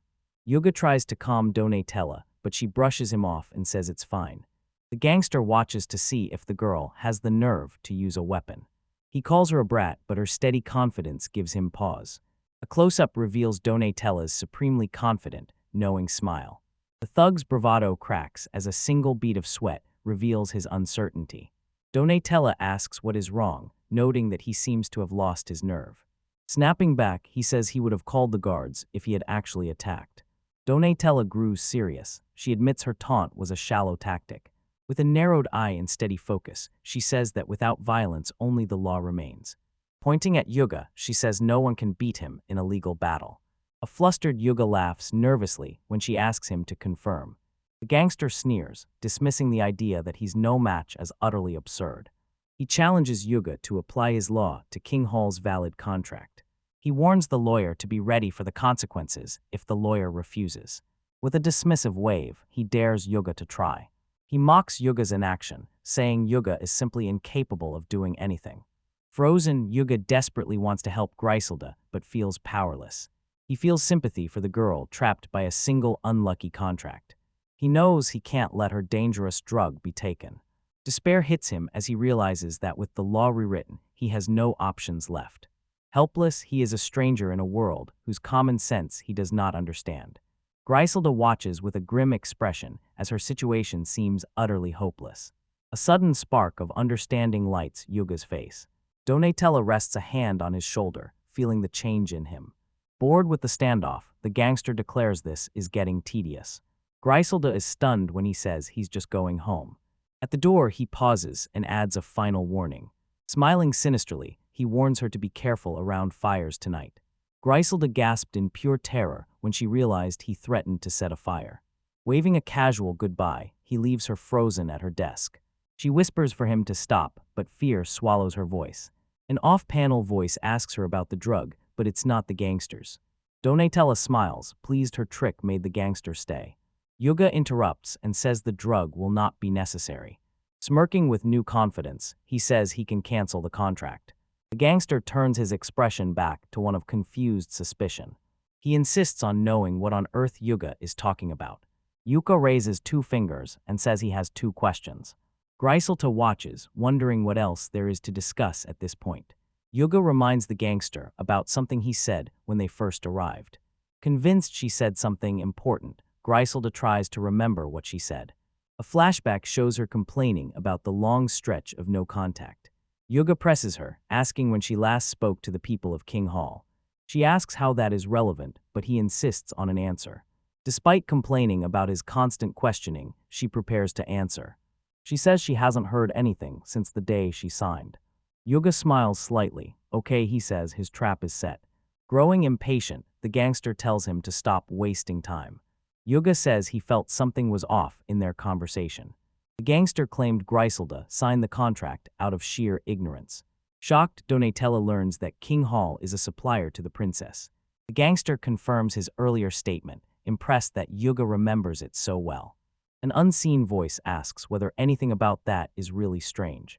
Yuga argues that Griselda must know about King Home. The gangster agrees, saying there is only one explanation. When the contract was signed, Griselda was just an inexperienced student. Yuga looks to Griselda for confirmation, and she confirms it is true. She remembers boasting that she graduated from university at 14. Yuga points out she said the same thing just moments ago. In a flashback, she proudly announces her academic achievements. Donatella's mistake finally makes the crucial piece of the puzzle click into place. A triumphant gleam lights Yuga's eye. That's it, Yuga says. He says Griselda was 14, a minor under Luano's law. Both the gangster and Griselda are left stunned and speechless by the revelation. She was a minor when she signed the binding contract. Donatella watches, her face showing dawning understanding and shock. Scoffing, the gangster says he already knew that. He says that because she is 17 now, her past status no longer matters. Yuga explains that if someone was a minor when they signed, they can cancel. He cites the law forcefully. The right to rescind ends after 5 years. The gangster is left stunned, his legal argument in ruins. Yuga insists the right to cancel the contract still exists. Turning to Griselda, he orders her to cancel the agreement immediately. The gangster sputters and calls the whole idea ridiculous. He glares at Griselda to intimidate her into silence. Yuga warns him not to block her legal right to cancel. Griselda shoves the money at him and yells that she is canceling the contract. Yuga confirms that her rescission has now made the contract null and void. Furious, the gangster steps forward, his boots hitting the floor. He declares he will not accept this outcome and calls it outrageous. Calmly, Yuga says this is karma for trying to exploit a child. The gangster vows revenge on King Hall and threatens to sue them in court. Yuga accepts proudly, saying he will serve as Griselda's representative. The gangster's face twitches with fury as he realizes he has been cornered. Yuga knows King Hall's shady business model won't hold up under public scrutiny. Because of Griselda's case, all of King Hall's other investments would be forfeited. The idea of King Hall's complete ruin brings a grim satisfaction.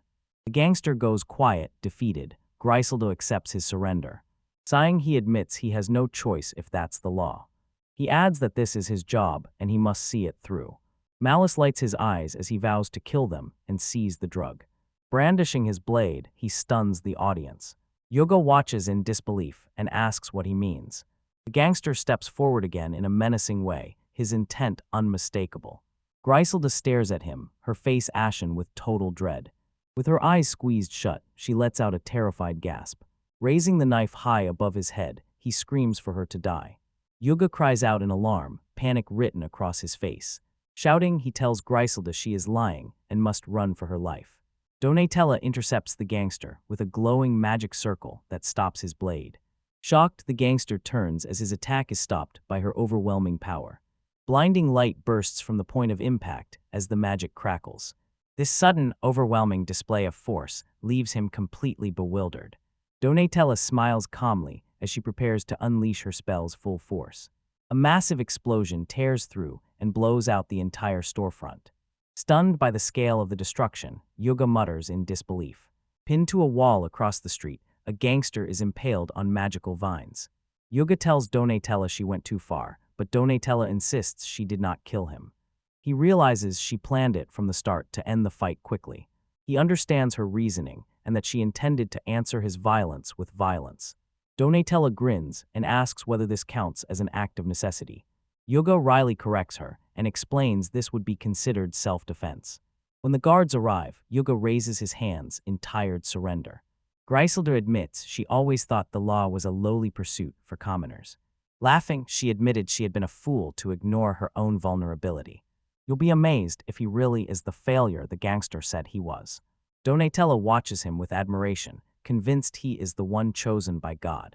He knows his lack of common sense is a serious flaw in this world. He decides to study and adapt, realizing he is growing as a lawyer. Griselda offers to build anything. He wants to thank him for his help. Yuga doubts her sudden generosity and change in attitude. Donatella says he'll be fine if he gets drunk again, as long as Griselda helps. Yuga insists Griselda must properly thank Donatella for saving her. Griselda puffs her cheeks, embarrassed by his stern lecture. He tells her that Donatella saved her life, so she must thank her properly. Griselda stammers, saying an adult should show better manners than this. She understands she must behave properly and not sulk like a child. Tears of embarrassment and frustration fill her eyes. Flustered, she manages to mumble a quiet, sincere thank you. Proudly, she asked how it was, and Donatella simply calls her cute. A grand, dark mansion stands beneath the starry sky that night. Inside, a maid watches her master's motionless form as a new chapter begins. The maid can't understand how everything went so terribly wrong. A single unexpected mistake ruined her perfect plan. Excited, Griselda tells Yuga he must help her test her new products. You're all horrified at the idea of being her personal guinea pig. Griselda says she has no time for chores since they moved in with her. She reveals she has an extra sleeping draft left over from a recent commission. At one point, she wondered if she could find another use for the potion.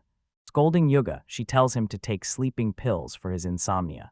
That gave her the idea of using the sleeping draft as a weapon for self-defense. Her approach is straightforward. A drug-coated needle hits the target. Integrating the device into everyday items kept it ready for emergencies. Introducing her pocket watch-style sleeping draft injector. Yuga asks whether his tie can be fitted with a voice recorder. Griselda scoffs at his idea and tells him to use common sense. Realizing she plans to test the device on him, he refuses outright. A shop bell jingles as a maid steps in, catching Yuga off guard. The maid says she has come to pay for a recent service. Griselda tells her to follow the instructions she gave. The maid gives her the money, and Griselda thanks her for the business. With the customer gone, Griselda decides to resume the experiment. During a flashback, Griselda shouts that the thief mart has escaped. Griselda shifts her attention back to a very nervous Donatella. Trying to reassure Donatella, she finds the elf clearly unwilling to be a test subject. Later, Yuga and Donatella stroll through the quiet city streets. Donatella suggests they take a trip while they have some free time. Yuga remembers Donatella was a wanderer before they met. Several terrifying destinations are suggested, which greatly upsets Yuga. Yuga agrees a vacation is a good idea if it's safe. Liliana, the royal guard, arrives and abruptly interrupts their plans. Liliana says she spent half the day looking everywhere for them. She grumbles that chasing them isn't part of her official duties. Smugly, Yuga asks what she wants, and she remembers her purpose. Liliana gravely tells him he has been ordered to defend a new client. This new defendant faces the serious charge of murder. The defendant's name is Laurentia Postlethwaite. A striking dark-haired maid sits quietly behind the prison fence. She lifts her sad eyes and asks who the visitor is. Flustered by her beauty, Yuga introduces himself as her lawyer. She asked him to leave at once, leaving him speechless. After he asked if he had offended her, she insisted that wasn't the reason. She says she can't trouble such a famous lawyer with her modest case. Yuga tells her she is wrong to think like that about herself. He says he's her lawyer and will defend her with everything he's got. He insists it doesn't matter who she is and that he's there to help her. Horizon widen, touched by his heartfelt declaration of support. He asks her to explain what happened, and she begins to tell him her story. A maid worked for the lecherous Baron Bapu Orikang. The incident happened at the Baron's grand, imposing mansion. 3 nights ago, the master summoned her to his private bedroom. She was found with the Baron, who had a knife in his chest. Yuga asks whether she has any idea who the real killer might be.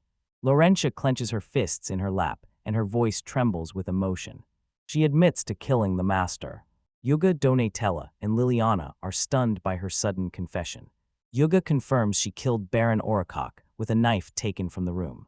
Gently, he asked her why she would do something so terrible. She says he had ordered her to attend to him in his bed. The thought was unbearable, and she stabbed him before she realized what she was doing. She apologizes, but Yuga says there is no need to apologize to him. Liliana offers sympathy to Laurentia for her difficult situation. Liliana explains that Laurentia is the lake's maiden, trapped by a curse. The curse says the man who takes her purity will die. If the curse takes effect, she will be trapped in the mansion for life. Speechless, Yuga faces the sheer horror of her inescapable fate. Glowering through the fence, he says her situation is simply too cruel. Yuga says that if the king understands the reasons, the sentence can be reduced. Murder is punishable by death, life imprisonment, or a minimum sentence of 5 years. Turning away from the prison cell, he is sure the punishment will be mild. Liliana tells Yuga firmly to stop his wishful thinking. She reminds him that a commoner killed a noble. The image of a burning mansion shows the brutal punishments under the old laws. Liliana says the king can't afford to look weak before the other nobles. Agilatin towers over Laurentia, and a harsh sentence is almost certain. Yuga stammers is shocked by the grim political reality of the situation. Standing silently, he absorbs the crushing weight of her words. Liliana warns it would be cruel to give Laurentia false hope now. Yuga clenches his fist and vows to find proof that will persuade the king. Insisting that Laurentia is not at fault, he will not allow this to happen. Shielding Laurentia, he vows to save her. A horse-drawn carriage rattles down the road, carrying them to the crime scene. Inside, Yuga is lost in thought while Donatella gazes out the window. Donatella turns to him and asks if he has a plan. She doubts he can protect Laurentia after his grand declaration. Eyes closed, Yuga admits he has no concrete strategy yet. Lorenzia's confession makes a self-defense claim difficult, he realizes. His only option is to seek a reduction of the sentence from death to 5 years. He insists he must find a reason to prove killing the nobleman was unavoidable. He is convinced the crucial piece of evidence must be at the crime scene. A young guard salutes them and asks if he is the famous Lord Shiba Yudi. Confirming his identity, Yuga wonders if the military is still investigating. The guards gossip about the lawyer chosen by God and his odd neck twitch. The lead guard says Liliana has already briefed them and invites them inside. Heavy doors swing open and a voice from inside welcomes them. A maid introduces herself as Eunice Pettinger, head of the Orikok household staff. To Yuga's surprise, she will lead them through the mansion. Yuga recognizes her from Greiselda's shop and wonders whether she remembers him. With a polite smile, Eunice gestures for them to follow her inside. She leads them into the master's bedroom, a preserved crime scene. After introducing the room, she stands beside a stunned Yuga. Yuga asks to question her about the crime scene. When he asks who found the body first, Eunice says she did. He asks for a detailed account of that night that excludes Laurentia's involvement. Eunice agrees and starts to tell what happened the night before last. A flashback shows her leading a solemn Laurentia to the master's room. After waiting outside for an hour without a call, she went to check. Her face goes dark as she remembers the terrible scene she found. The Baron lay dead, a knife in his chest, and Laurentia stood beside him, horrified. She says she immediately warned the other servants. Concluding her testimony, she says this is how things came to be. Donatella murmurs that Laurentia's guilt cannot be disputed. Donatella asks Eunice for permission to ask a question, and Eunice agrees. Donatella asked bluntly why Laurentia was called to the bedroom. Eunice gives a single curt reply for the night shift. She says the master used to call servants to his bed. Shocked, Donatella asks if Laurentia mentioned the arrangement too. Eunice feigns surprise and asked if she was not already aware of it. Donatella looks disgusted, while Eunice stays completely expressionless. Donatella directs her fury at Yuga, asking why human men are so depraved. Eunice says calmly that some servants dislike the duty, but it is still expected of them. She hardens her gaze and says this is no reason to kill one's master. Yuga looks down and reluctantly admits she may have a point. Donatella's face is a mask of fury, a single word hanging in the air, but she doesn't finish it. Whirling around, she says she still cannot forgive the Baron. Yuga ignores them during the argument, tugging at the bedsheets. Donatella notices him and asks what he is doing. Calling his name, she tries to get his attention while he focuses on the sheet. He looks up at last and admits he wasn't listening, which annoys her. His gaze locks on something he just found on the bed. At the foot of the bed, he sees a dark bloodstain on the mattress. Ask the guard whether this evidence will be submitted at trial. The guard says only items the captain ordered have been seized. Yuga told them to grab the sheet, saying this would never happen in Japan. Realization spreads across his face when he spots an opening. Donatella turns to him and asks what is wrong. With quiet confidence, he tells her he can do this, leaving her confused. He says he may still be able to prove Laurentia's innocence after all. In a flashback, Lawrence remembers being sold by a human trafficker. The new master was harsh, and she kept crying over her failures. But Eunice remained kind, giving her a special uniform and telling her not to cry. The head maid would wipe away her tears and hold her in a comforting embrace. Laurentia admits that seeing Eunice in her uniform became her greatest aspiration. Back in the present, Donatella says nervously that the trial is about to begin. Together they watch Yuga, hoping he has a plan.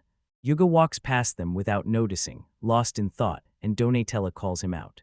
Apologizing for his distraction, he hears Laurentia quietly call to him. She asks what this oddly dressed man is trying to protect her from. He suddenly remembers her blood-stained hands. Laurentia's voice rings out. She killed the Baron with her own hands. Yuga stands with his back to her, taking in her confession. Donatella asks if he's okay, and he confidently says his plan is set. Just before the trial, he tells Laurentia there is one more thing. Laurentia turns him down, saying she doesn't need a lawyer. He stares at her, confused by her sudden refusal. She insists she killed someone and will not run away. She is ready to accept her punishment, even if it means the death penalty. Yuga listens patiently, his face thoughtful. He agrees everyone must take responsibility for their actions. He refuses to let her be blamed for something she did not do. For now, he tells her to focus on the trial. Laurentia drops her gaze, her face showing sorrow and resignation. Yuga worries he comes across as a creepy old man. Donatella says Laurentia's name quietly, looking concerned. She asked Laurentia if her birthday wasn't coming up soon. Laurentia confirms it's her 15th birthday today, and Donatella congratulates her. You walk over here, show this, and tell Laurentia that everything will be fine now. Yuga stands firm and says he has gathered all the materials he needs for court. Surrounded by his allies, he strides forward, smirking as he vows to win this trial. In the courtroom gallery, a diverse mix of humans and other fantasy races fills the seats. Perched high, the king's ornate crown is a heavy symbol of his absolute authority over the proceedings. King Marius scans the chamber and notes that all the necessary parties are now present. Seated on his throne, the king's voice fills the hall as he officially declares that the court is now in session. Prosecutor Joan Wyson smiles coolly and signals for the prosecution to start its case. In the gallery, Laurentia sits with her head bowed, crushed by the weight of the trial. Joan describes the murder and stresses the grave responsibility of killing a nobleman like Baron Orikok. His eyes narrow with resolve as he prepares to deliver his final damning request. Joan demands the death penalty, and Laurentia flinches in utter horror. The prosecutor then announces he intends to call a witness to the stand. Turning to Yuga, he hopes his opponent's earlier boasts were empty, foolish words. Yuga, expression firm and unyielding, issues a clear order to bring in the witness. Laurentia gasps sharply as she recognizes the person entering the court. Eunice, the head maid, steps in, her glowing spectacles hiding what she really feels. Trembling with sorrow and confusion, Laurentia whispers the head maid's name. The witness is formally identified as Eunice Piedinger, the head maid of Orikok Estate.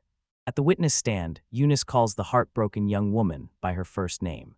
She says she is sorry things have come to this, and she still has more to say. Smiling kindly, she promises they can work together again once Laurentia atones for her crime. Overcome with emotion, Laurentia calls out the head maid's name through tears and thanks her. Collapsing, she sobs apologies for the crimes she believes she committed. Yuga watches calmly and says quietly that it is still far too early for apologies. Annoyed, Joan brushes off the emotional display and urges the witness to resume her testimony. Eunice testifies that Laurentia was ordered to attend the Baron that night. Murmurs ripple through the gallery as she reveals the victim's vile habit with his maids. She recalls preparing the room and escorting Laurentia to the Baron at about 9 o'clock. After 2 hours, she said she reached the scene and was certain Laurentia was the killer.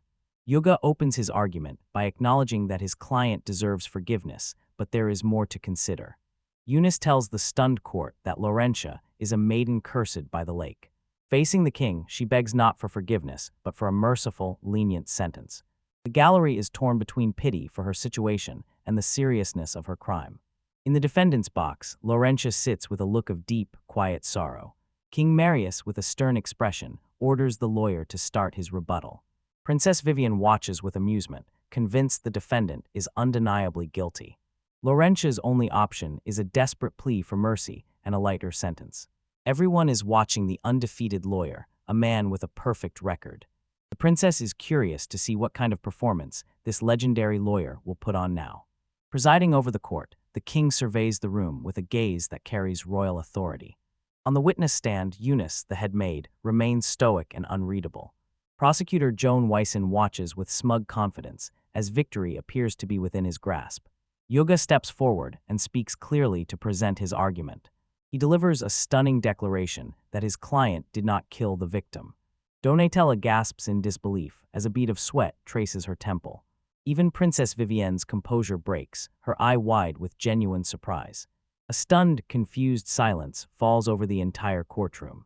The prosecutor scoffs, a bead of sweat forming on his brow, utterly incredulous.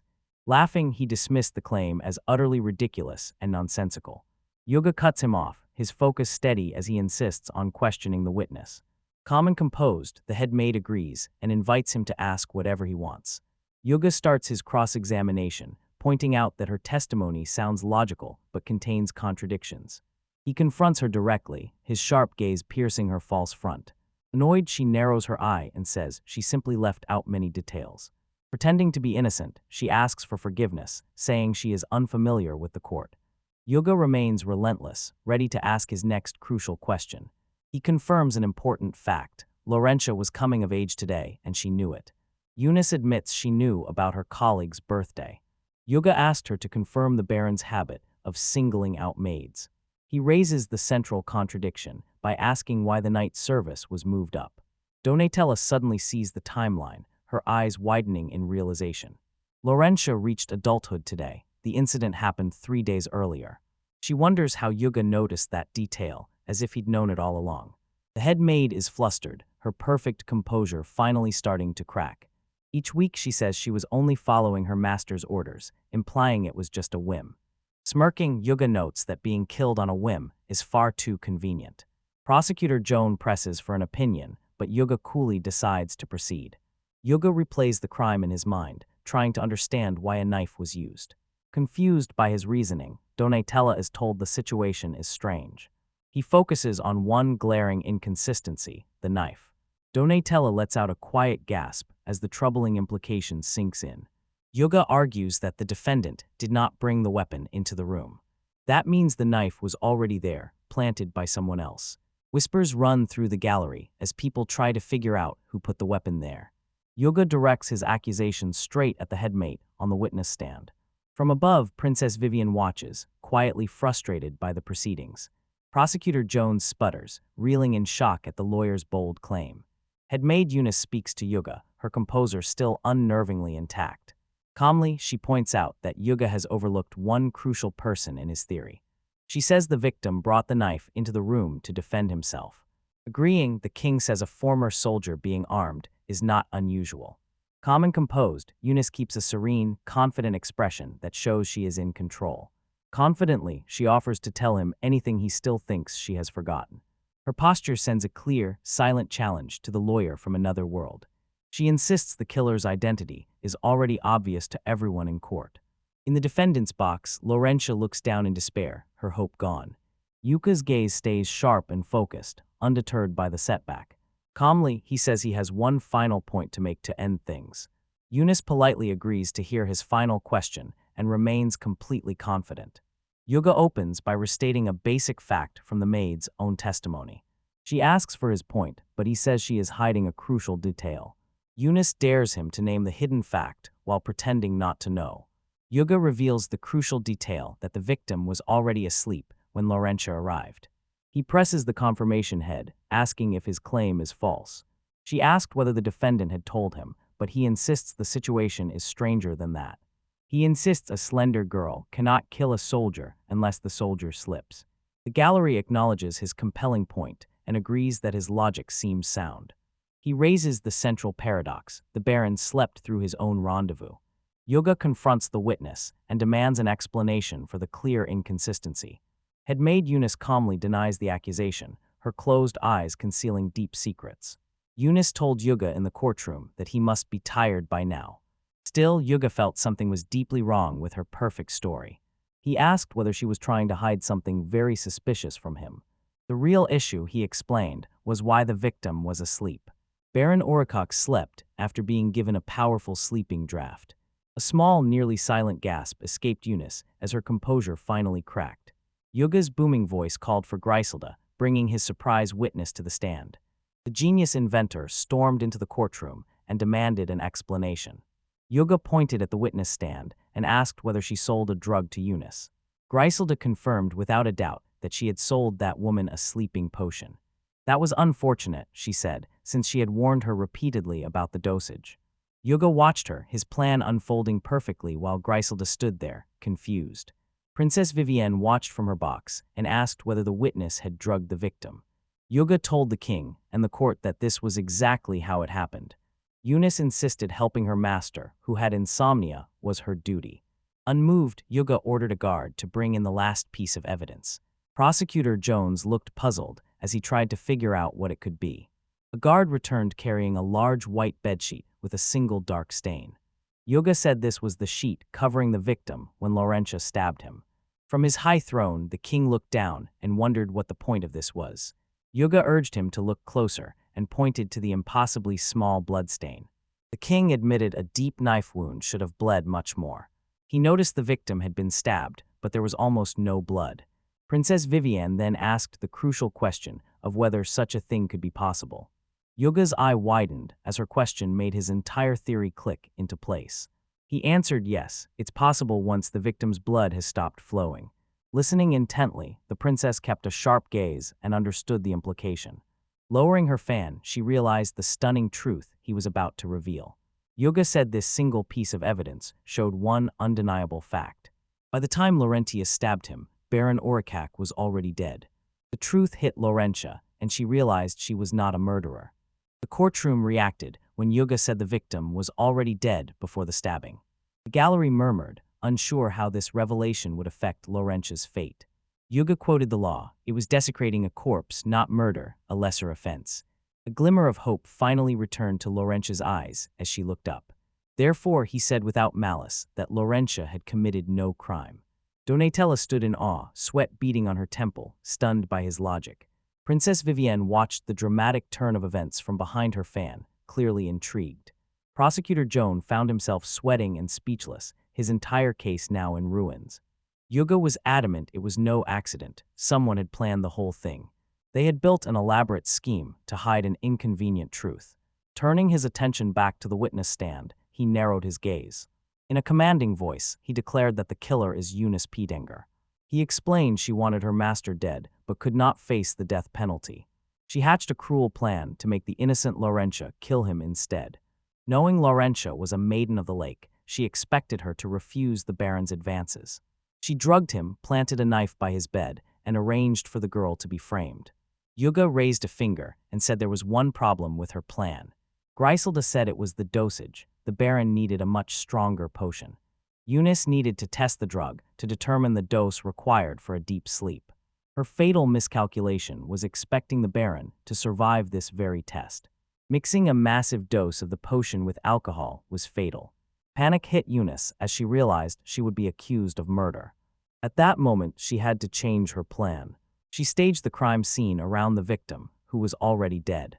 She made it look like Laurentia had killed him, timing it perfectly for that night.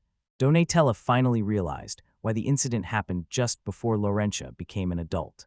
Yuga finished the reconstruction and kept his eyes on the now silent witness. Pointing a finger, he said in a booming, final voice, "The killer is you." Prosecutor Joan reacted with disbelief and called the accusation ridiculous and impossible. He quickly dismissed Yuga's entire theory as baseless speculation. He demanded Eunice deny the outrageous claims made against her. Yuga said calmly that he could easily tear apart such a simple denial. He told Eunice he had one last question that had been bothering him from the start. It makes no sense that the witness went through with such a convoluted and risky plan. He agreed that getting someone else to commit murder is the perfect crime so far. The whole plot depended on the scapegoat not being a maiden of the lake. She had waited a very long time for the perfect person to come to the mansion. She had really worked for so long under a man she hated so much. Determined to avoid the death penalty, she had to find a way out of the mansion. What troubled him most was the witness's unusual fortitude. He explained that if you accept one key fact, everything makes perfect sense. Eyes on Eunice, he prepared to deliver the final devastating blow to her testimony. Prosecutor Joan could only stand and watch, completely baffled by Yuga's reasoning. Yuga revealed is the witness and a maiden of the lake. He said she hadn't left the mansion because she simply couldn't. He demanded to know why she would put a girl through the same hellish circumstances. He asked if this act would really free her from her long-held resentment. Furious, Joan ordered Yuga to stop his baseless, insulting accusations. Eunice cut him off, whispering that he knew nothing. The prosecutor stared at her, confused by her sudden, chilling change in demeanor. A horrific flashback revealed Eunice being assaulted, chained, and displayed like a curiosity. She said she had been used her whole life as a tool for others' desires. Her voice rose to a scream as she demanded to know why she could not be the one to use others. Laurentia cried out from her seat, rejecting that cruel version of the truth. She insisted Eunice had been kind to her and wasn't that kind of person. Eunice gave a cold smile and asked whether the girl had not been listening to her story. It emerged she had been waiting for someone who could kill the Baron for her. From the start, she planned to use Laurentia, knowing Laurentia would trust completely. Heartbroken, Laurentia let a single tear run down her cheek. You watch the tragic scene unfold, his expression grim and heavy. Horrified by the confession, the gallery called Eunice a terrible woman. Defeated, Lorenzia sat, crushed by the cruel truth of the betrayal. She found her voice again and insisted it wasn't true. Eunice watched her, taken aback by her persistent defiance. Laurentia said she had always believed Eunice was good at heart. She remembered Eunice comforting her with a smile whenever she failed. A deep, unmistakable sadness always showed through that smile. At last she realized that during the trial Eunice was seeing herself in her. Laurentia felt saved by someone who cared for her like family. Laurentia begins to speak her final, heartfelt words in the solemn courtroom. Tears roll down her cheeks as she tells Eunice she is kind. Behind her glasses, Eunice watches the emotional scene with a conflicted expression. Turning away slightly, she brushes off the young maid's sentiment as foolish. A sad, knowing smile crosses her face as she laments how foolish Laurentia truly is. King Marius closes his eyes after hearing all the claims in the trial. Prosecutor Joan Weiss says all arguments have now been made. The king rises to deliver the court's final unanimous verdict. He announces that the court has found Laurentia did not commit murder. In an authoritative voice, he declares Laurentia not guilty. Stunned, Laurentia whispers the words, unable to grasp her sudden freedom. Donatella winks, reminding her that she had told her to trust Sheba. The young maid watches, still overwhelmed by the surprising turn of events. Escorted from the witness stand, Eunice pauses beside the acquitted girl. Offering a genuine, warm smile, she tells Laurentia she is happy for her. Relief finally floods Laurentia, and she cries out the name as her emotions spill over. Their quiet reunion is interrupted by the prosecutor's sharp command. Joan Wyson put on a grim, duty-bound mask and gestured for the guards to act. He orders them firmly to arrest the woman Eunice Piedenger. Royal guards immediately surround the head maid and take her into custody. Laurentia cries out in protest and demands to know what they are doing to her mentor. Owning up to his earlier mistake, Joan insists he must now arrest the real killer. Cold and unforgiving, he carries out his professional duty. He says Eunice, who killed a noble, is now awaiting execution. The words death penalty hit Laurentia with a sudden new horror. People in the gallery murmur that she brought this on herself. Laurentia pleads with Eunice, but Jones firmly tells her to stop hoping. The crowd roars, demanding to know who could forgive the murder of a noble. Jones says someone like that has no right to live in their country. He insists the death penalty for her crime is inevitable. A single calm voice cuts through the chaos and says that's not true. Joan is completely baffled by the sudden confident interruption. Yuga says Eunice won't be executed because she is not a murderer. He tells the stunned prosecutor to focus on the facts of the case. He clarifies that murder requires specific intent to kill another person. Eunice caused bodily harm that unintentionally led to a death. He cites the law showing the injury caused a death, not that it was murder. As her lawyer, he vows never to let her be executed. Joan grits his teeth, his legal argument torn apart and defeated. Eunice calmly accepts that a long prison sentence is still inevitable. Led away by the guards, Laurentia runs one last time toward her mentor. Tears in her eyes, she promises to visit her for sure. Eunice turns back with a small, sad smile and says she will be waiting. Escorted from the courtroom, her future now rests in Yuga's hands. Laurentia watches her walk away, sorrow and relief showing on her face. Yuga steps up to the distraught young maid and lays a hand on her shoulder. Vowing to defend Eunice with all his strength, he guarantees a good outcome. Tearful and grateful, she looks at him as her faith in him returns. Perched in her high box, Princess Vivien watches the scene with keen interest. Impressed by Yuga's victory, she feels she must reevaluate him. The princess decides crushing him would be a waste, so she chooses to use him. Later, a maid greets them at the door of their new grand home. Laurentia Postlethwaite introduces herself as their new attendant. She announces she will be there and formally addresses Yuga as master. He asks her to be less formal and says he's grateful for her help, especially with meals. She wonders if calling him master would embarrass him too much. Her suggestion to call him my lord throws him into a panic. He objects, saying the idea may sound nice, but it's still completely unacceptable. Donatella asks about her uniform, and Laurentia confirms Donatella's suspicion. This is Eunice's work uniform, she explains. Unison entrusted her with it as the official symbol of the head maid. She pledges to serve with pride to avoid bringing shame on the uniform. Yuga admires her professionalism and believes Eunice would be proud. He didn't realize he would soon be swept up in an event that would shake the kingdom. Life goes on peacefully for the three of them in their new grand home. During breakfast, Laurentia sets a tray of freshly baked bread on the table. Yuga asked happily for a piece, clearly enjoying the delicious meal. Donatella feels out of place, as her household skills aren't needed anymore. Laurentia, the new maid, thanks Yuga for praising her cooking. He observes that Laurentia is an excellent maid, even turning him into bread. Her skills are flawless in every area, from cooking and cleaning to gardening. Donatella's problem was that all of these were supposed to be her duties. In her role as an assistant, she feels like a useless freeloader who cannot contribute. Her powerful necromancy serves no real purpose in their daily lives. While Donatella despairs, a cheerful Yoga asks for another helping of food. Contentedly sighing, he says today's meal was delicious. Donatella teases him, suggesting he may be putting on a little weight. Worried that his metabolism is slowing with age, he begs her to stop. Laurentia says a well-built man has more dignity and presence. Yuga says that's not comforting, as Laurentia hands him a letter.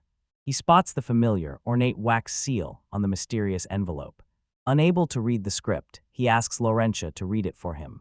Donatella pouts with her cheeks puffed because reading to him is her job. Laurentia announces an invitation to a dinner at the royal palace. Shocked, Yuga listens, as Laurentia calls this an amazing development. She tells him how rare it is for a commoner, and he scarcely believes it. He imagines they want to hear the secrets behind his brilliant legal career. He brags about how hard he has worked in this strange, chaotic new world. Donatella remarks dryly that he isn't used to being praised by others. Yuga thinks the invitation is from the king, but Laurentia corrects him. Donatella suddenly realizes the invitation is from the princess. Pleased, Yuga calls it a perk of the job, but Donatella stays silent. Donatella narrows her eyes, suspicion sharp and immediate as she recognizes the trap. Noticing her quiet, troubled expression, Yuga asked what was wrong. She remembers the trial and is still disturbed by the princess's cold, calculating gaze. That evening, under a sky full of stars, Yuga gets ready to leave for the palace. Laurentia and Donatella stand in the doorway to see him off for the night. Cheerfully he says goodbye, but Donatella suddenly calls for him to wait. Her hand rests on his chest as a soft, magical light begins to glow. A glowing circle forms as she casts a protective ward over his lucky tie. Donatella confronts Yuga with a glowing magical circle pressed against his chest. When he asked what she had done, she revealed she had cast a cursed ward on his time. He insists the palace is safe, but she says they still need the spell. She looks at him earnestly, convinced the magic will protect him. Gently pat her on the head to ease her worries. Smiling, he says her magic has saved him many times, so he'll accept it. Blushing, Donatella insists she is not a child. Yuga waves cheerfully and announces he is leaving for the palace. Laurentia asked Donatella if the necktie was the cloth around his neck. The organ pattern strikes her as odd, and she is unsure what it's for. Laurentia teases that Donatella might be in love with her master. Smiling knowingly, she says a dependable man is very desirable. Donatella turns away, flustered, and insists that it is not the reason. Laurentia giggles and says Master Sheba is hopeless at romance anyway. A royal retainer informs Princess Viviana that Sheba Yuga has arrived.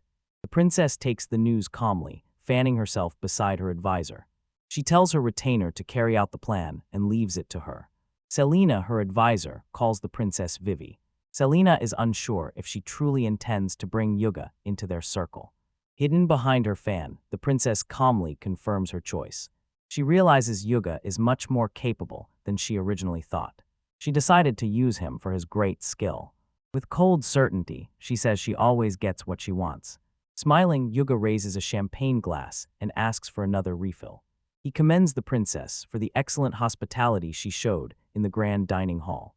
Leaning in with a smile, he tells her the beer was wonderful.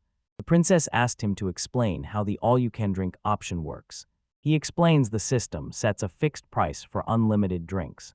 She finds it interesting that his world can mass-produce cheap alcohol. An old nobleman tells the princess not to worry about Yuga's strange ways. The princess tells Yuga she thinks keeping him as a lawyer would be a waste. Yuga is stunned by her sudden, serious remark. He asked what she meant after she acknowledged his legal skills. Dismissing his work, she asks how many people he has actually saved. She says his otherworldly knowledge could save tens of millions of people. The elderly nobles at the table urge him to listen to the princess. Leaning in close, she tells him to quit being a lawyer and serve her. Her whispered offer hangs between them. Flustered by how close she is, Yuga can only stammer her name in surprise. An elder warns that to defy the princess is to defy the will of God. Laughing, the princess brushes off the man's intensity as a joke. She asks Yuga for more details, but an old man grumbles in disapproval. Drinking, the old man mutters about conservative, foolish old men. The princess refuses to be foolish and gets what she wants. Raising her glass, she toasts Luano's glory and development. A heavy silence settles, signaling a grim turn of events. Yuga's eyes go wide as a wave of nausea hits him. A servant helps him up and tells him to hold on a little longer. The servant escorts the ailing Yuga to a guest room for the night. Yuga lets out a weak groan and collapses onto the bed, still fully closed. Antonello, the servant, stands over his unconscious body. Turning, he looks back with cold, determined eyes. He tells the person outside they can come in now. The grand castle looms, silent beneath a cloudy sky. Yuga groans and slowly wakes from his drugged sleep. He sits up and yawns, the air thick with the smell of alcohol. Looking down, he freezes when he notices his neck time. Suddenly, he realizes he spent the night in the castle. He raises the alarm while holding up his burned lucky tie. Inspecting the damage, he realizes he is not alone. He turns and sees a woman lying next to him, her eyes open and lifeless. Stammering, he wonders whether this was just a one-night encounter. Shock and confusion wash over him as he takes in the impossible scene. A trembling hand reaches out, knowing this can't be real. A terrified scream rings out from the royal castle's high tower. The guards identify the victim as Luciana Velg, a 32-year-old servant at the castle. Prosecutor Jones says the cause of death was asphyxiation from a binding spell. He declares this was a murder carried out with magic. The magical investigation has confirmed this fact, he says. Jones narrows his eyes as he prepares to make his final accusation. Pointing dramatically, he names the suspect Sheba Yuga. Yuka's eyes go wide in utter, bewildered shock. He pleads with Joan to wait, dismissing the accusation as absurd. Yelling that he's innocent, he says he doesn't remember killing anyone. Calmly, Joan replies that all the evidence points to him. He asks Yuga if he's starting to understand the situation. He says Yuga was the only guest at last night's party. The diagram shows the crime scene in a quarter that has no other exits. 3 soldiers kept constant watch, so no one could enter unnoticed. Shone asks whether he is following, and Yuga can only nod weakly. He says the guards reported 3 movements that night. The victim entered first, then Antonello came in with Yuga. At last, Antonello, the servant, was seen leaving the room alone. Yuga says it's odd that he's the only suspect. Frantically, he suggests Antonella might have killed her. Joan gives a smug look and says it is impossible. You face demands to explain why, and you are frustrated by the prosecutor's certainty. Joan says Antonello is a lowly servant, merely an escort for a drunk. He says a servant that simple couldn't possibly use magic. Magic users are extremely rare and very valuable assets, he explains. Only 3 people in the castle are powerful figures, not servants. A man with that gift should not be a servant. At just 18, Antonello is even less likely to be guilty. Yuga argues the chance that Antonello could have changed is 0. Joan rejects this as groundless, uncertain speculation. Shifting the argument, he says Yuga is more likely guilty. He believes Yuga is much more likely to be a magic user than Antonello. Yuga shouts that he cannot use magic and demands to see proof. Joan confirms he has proof that points an accusing finger. Chosen by God and from another world, it is not surprising that Yuga uses magic. Prosecutor Jones argues that even without magic, Yuga remains a suspect. He says they must doubt Yuga's claims of innocence. Jones sharply challenges Yuga, asking whether he can prove he cannot use magic. Yuga recognizes the impossible demand as a devil's proof and a logical trap. His otherworldly nature has always marked him as an anomaly in Luanu. For them, it's natural to assume he has powers that defy their common sense. Joan asks whether Yuga now understands his situation. Then he tells a tense Yuga that he will be taken away. Standing before a grand throne, Joan announces that the king has summoned him for trial. Yuga must defend himself and show he cannot use magic. Joan offers a single alternative. He could turn to another lawyer to defend him. Yuga weighs his choices, the word magic echoing in his mind. A sudden spark of realization lights his wide, determined eye. He asks them to summon Donatella Bastionary, his lawyer.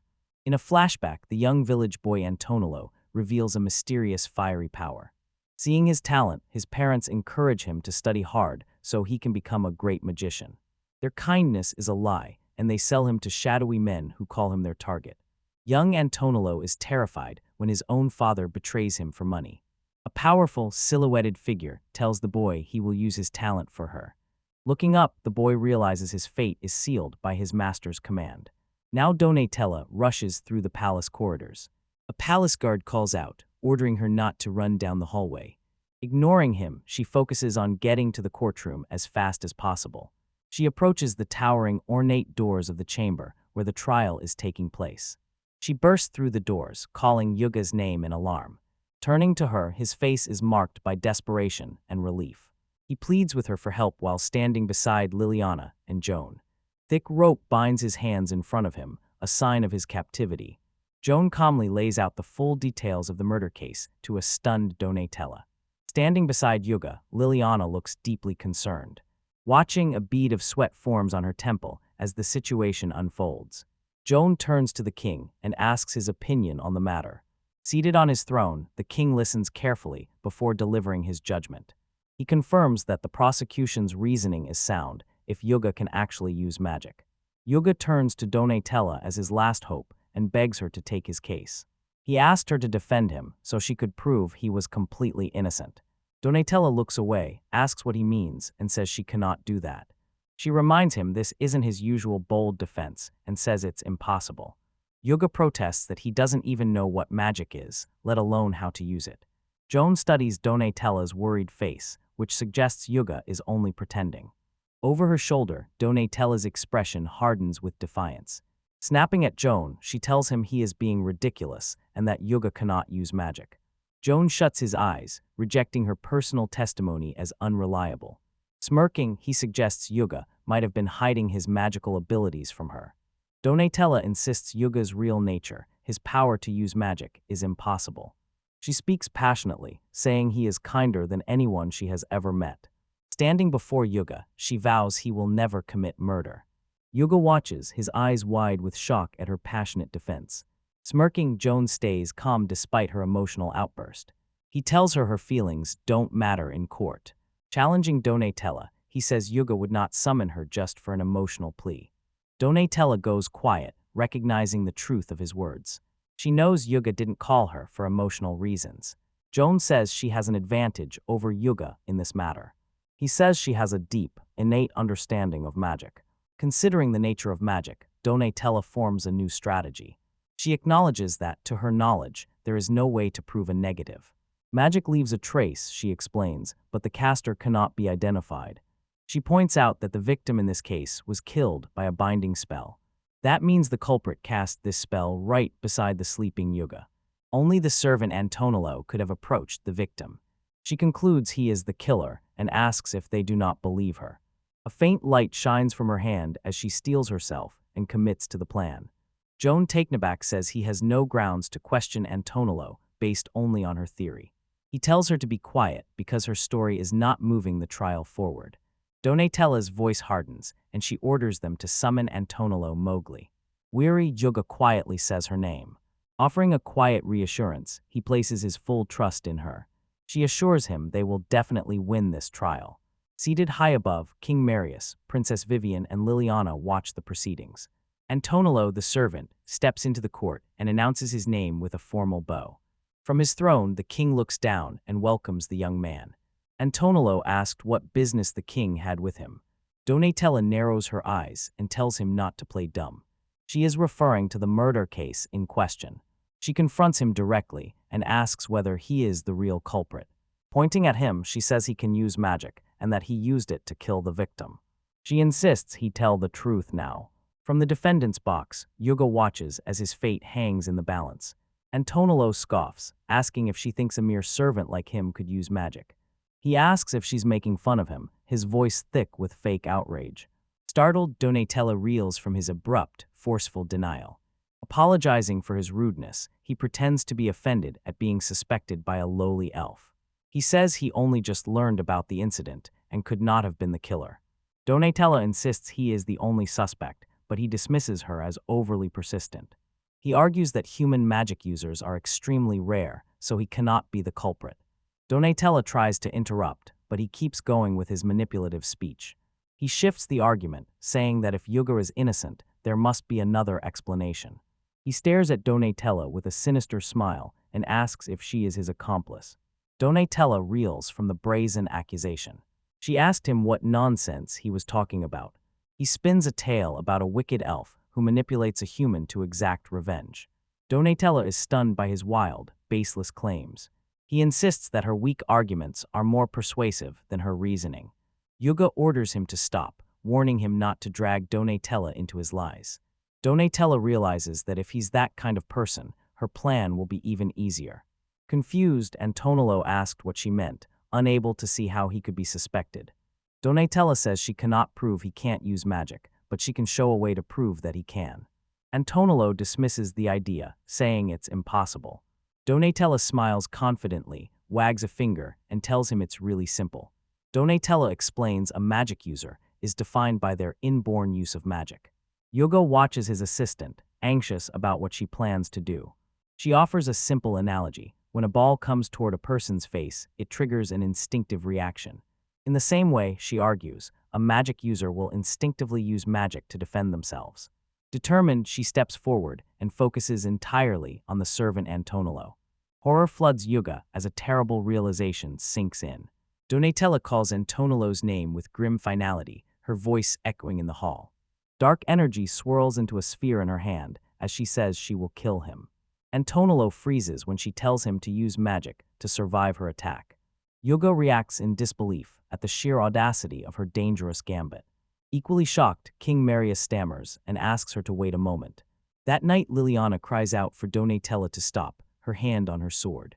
Donatella is reminded that offensive magic is forbidden in the king's court.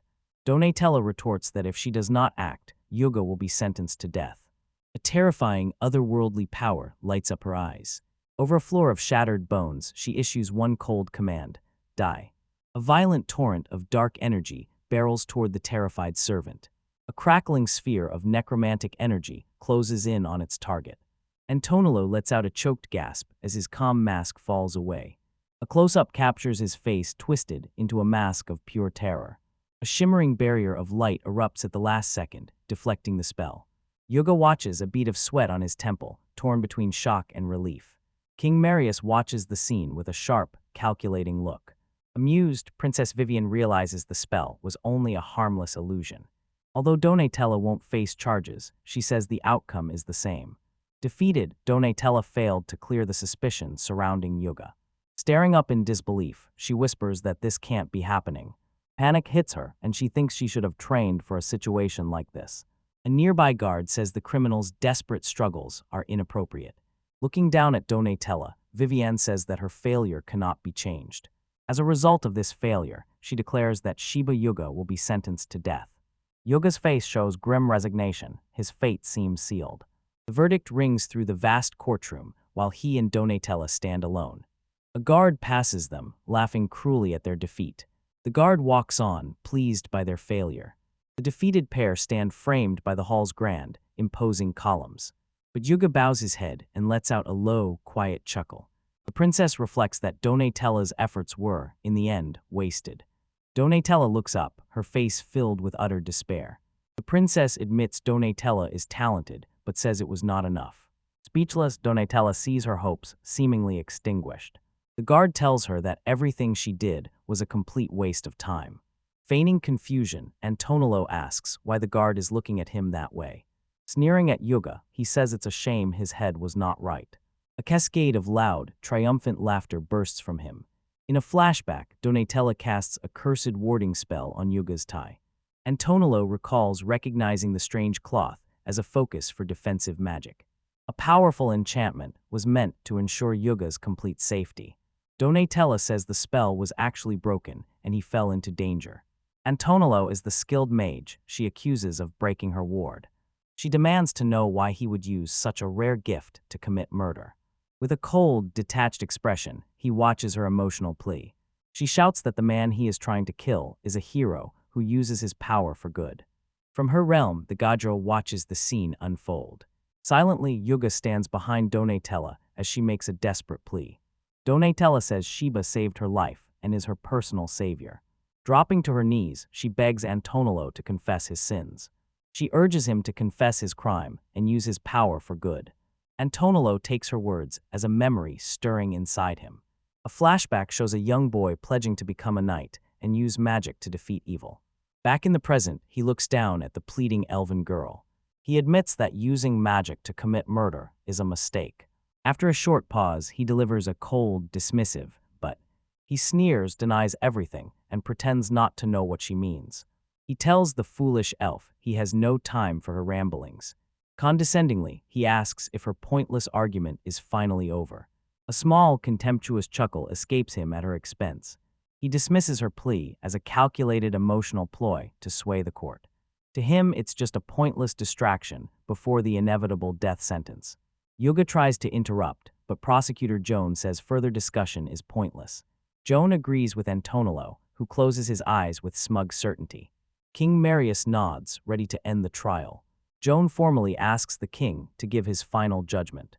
Donatella cries out in horror and says no. Knowing that Yuga will be killed if they leave, she pleads with them to wait. A horrifying vision overwhelms her, showing Yuga's head locked in a guillotine. She asks him to think of anything to buy time. Joan rejects her plea, saying the king doesn't have time for it. Princess Vivien, however, offers a slightly intriguing but. Smiling behind her fan, she notes that her intricate plan is going smoothly. Because of her scheme, Yuga is sentenced to death, but the execution is delayed. A pardon will be granted only if he promises lifelong loyalty to her. He will then be forever grateful to the person who saved his life. Princess Vivien will become the new true king. Donatella whispers an apology to Yuga, convinced she has let him down. Vivien insists she always gets what she wants and urges the king to go ahead. Terror grips Donatella, her eyes wide with fear. Turning to Yuga, she makes him her last hope in this desperate situation. Joan tells Yuga that challenging such an important judgment is troubling. Yuga speaks up in a steady voice and tells the prosecutor to wait a minute. Turning his back to the court, he asks what Joan just said. The key players watch, puzzled and irritated by his odd question. The princess asks if he's speaking to her, and he tells her it's wrong to ask for judgment. She snaps her fans shut, concern flickering in her eyes as he notices something. Yuga recalls the crucial exchange about the next time. Joan tells the king that the conversation about the necktie took place. Yuga asks what to make of it, then says something about it is very strange. He smiles with a triumphant glint in his eye as he asks what a necktie is. Turning to the prosecutor, he asks whether he, Joan, knows what it is. Joan, with his eyes closed, calmly admits he doesn't know. Joan Weiss asks about the cloth wrapped around his neck in yoga. Donatella the watch is confused because it has never heard of a necktie before. Smirking, Yuga prepares to turn the tables with his own question. He asked Antonello how he could tell a necktie was a piece of cloth. Yuga presses his point, his gaze sharp and steady. Turning to the servant, he asks whether his knowledge seems odd. Yuga knows the necktie comes from Japan and is unknown in this world. They question Antonello again, and his composure begins to crack. Yuga asks Donatella to tell the court the truth. Donatella states the simple fact: Antonello knew the necktie was worn. He knew this because the cursed object was just cloth. She says he knew because he broke her curse. Realizing he's been caught, Antonello clicks his tongue in frustration. Stammering, he says he was just going with the flow of the conversation. Donatella shouts that it's impossible. No one was even talking about neckties. Antonello grits his teeth as his weak excuse falls apart. Donatella steps forward and presses her undeniable point. The king listens closely, his face serious. Princess Vivien watches the lawyer's trap unfold, clearly intrigued. Donatella points to the real culprit in front of the whole court. Prosecutor Joan watches as his own case quickly falls apart. In a final, stunning declaration, she reveals that Tonello is a magic user. The king believes one statement alone cannot secure a conviction. Shocked, Donatella realizes her argument might not be enough. Antonello's stammered claim that he is just a humble servant.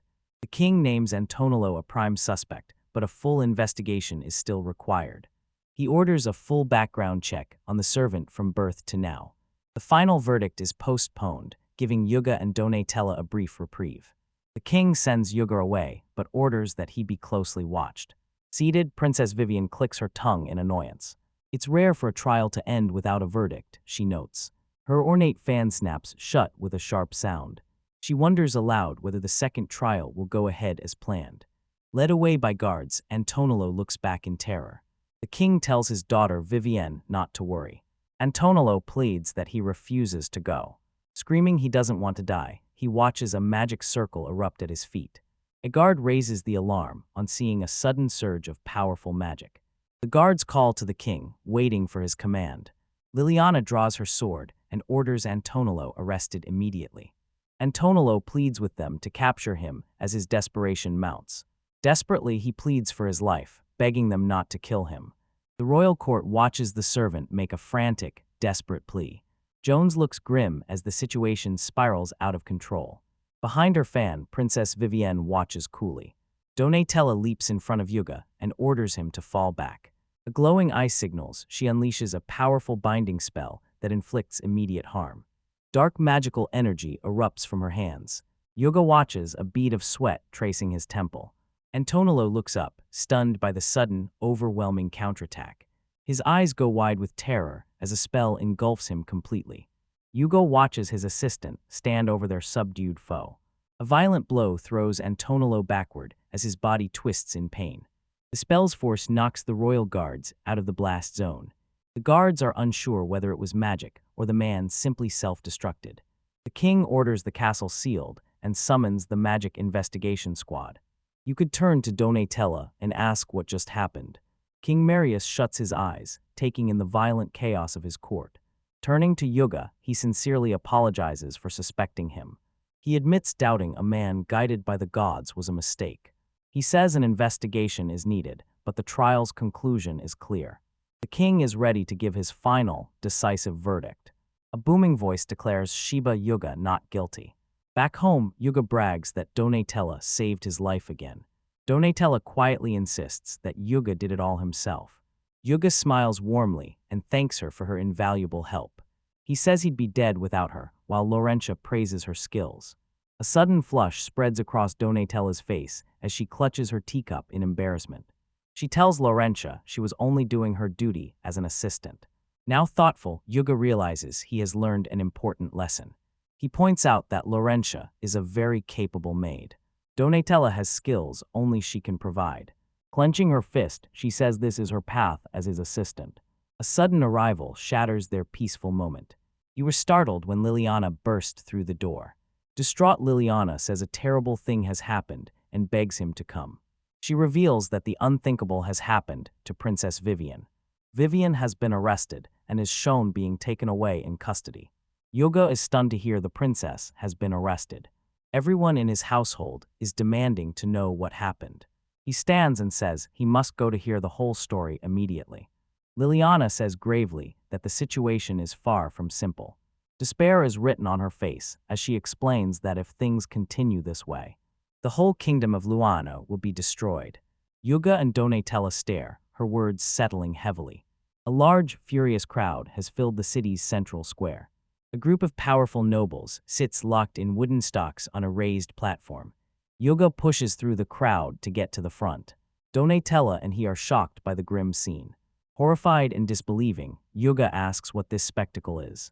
Dread rises as he realizes this place is an execution ground. King Marius lifts his hand and speaks to the citizens of his kingdom. King Marius Luinat announces himself in a booming voice. He says the condemned have committed a heinous crime. A plot to overthrow him was an act of high treason against the state. Joan Wyson motions for the final prisoner to step forward. Dread drains the color from Yuga's and Donatella's faces. Princess Vivien is brought before the enraged crowd as the ringleader. The king declares his daughter the mastermind behind the rebellion. He sentences her to immediate execution. Shiba Yuga stands amid chaos, demanding to know what is going on. That night, Liliana admits she hasn't heard the details either. A hand grips a pack sealed in blood, the key piece of evidence. Yuga angrily asked if a blood oath is enough to carry out an execution. The first princess watches solemnly, knowing what must be done. She says their real goal is to save everyone involved. A vast landscape reveals the power of the condemned noble houses. A shadowed, deserted street signals the approaching civil war. Yuka discovers rebel armies are already gathering their forces. Liliana grimly concludes that if this keeps happening, Luanu will be destroyed. Donatella, in disbelief, asks whether anyone tried to reason with the king. Liliana shuts her eyes and remembers all the times she failed to persuade him. The king's furious gaze makes clear he will crush anyone who stands against him. From the crowd, a frantic voice calls Yuga's name. Panicked Renette Galvia appears and desperately begs Yuga for help. Grabbing Yuga's collar, he reminds him they're friends. Renette warns that his father, Lord Galvia, is about to be killed. Yuga staggers back as the first princess makes her formal request. Liliana joins the play and tells Yuga he is their only hope. The first princess pleads with him to defend the accused and rescue Luano. Yuga points at himself, stunned by how overwhelming their request is. The first princess insists he must prove they're innocent to stop the execution. Renette pleads with him to act because his father's life is at stake. Donatella meets Yuga's gaze, her face showing quiet concern. Yuga, overwhelmed, looks down at his hands and feels utterly powerless. Doubt creeps into his voice, and his confidence is completely shattered.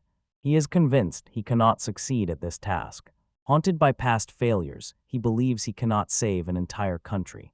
Turning away, he admits he has no evidence and no idea what happened.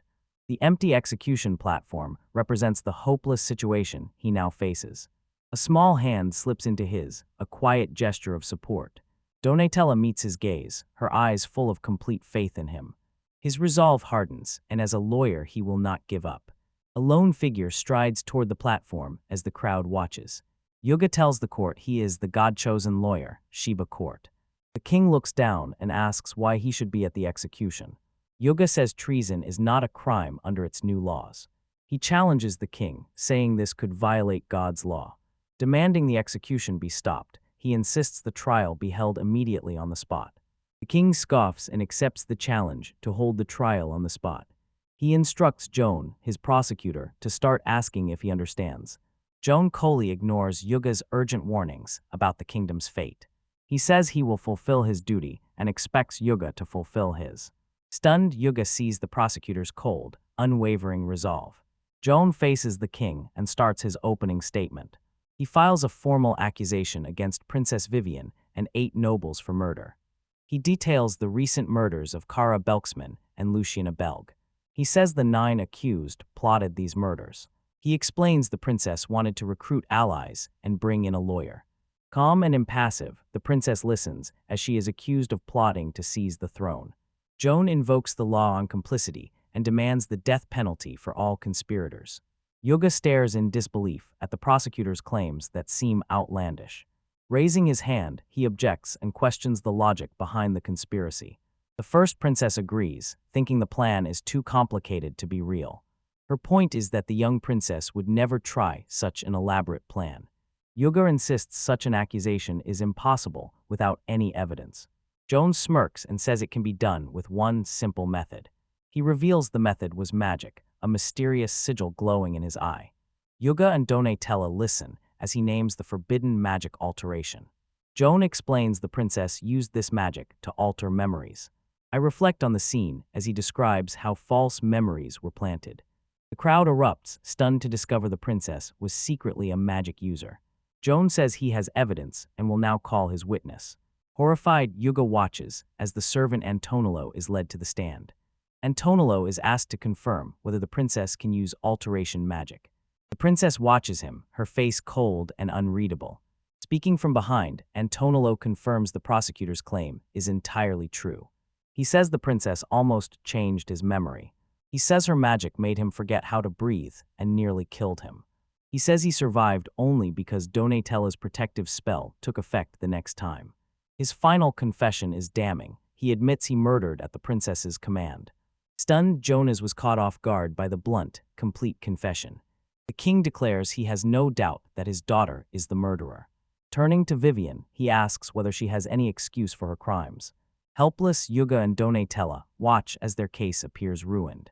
With her eyes closed, the princess admits she ordered the murders. She admits that she and her followers were planning to seize the throne. Yuga reels as the crowd realizes the princess has confessed.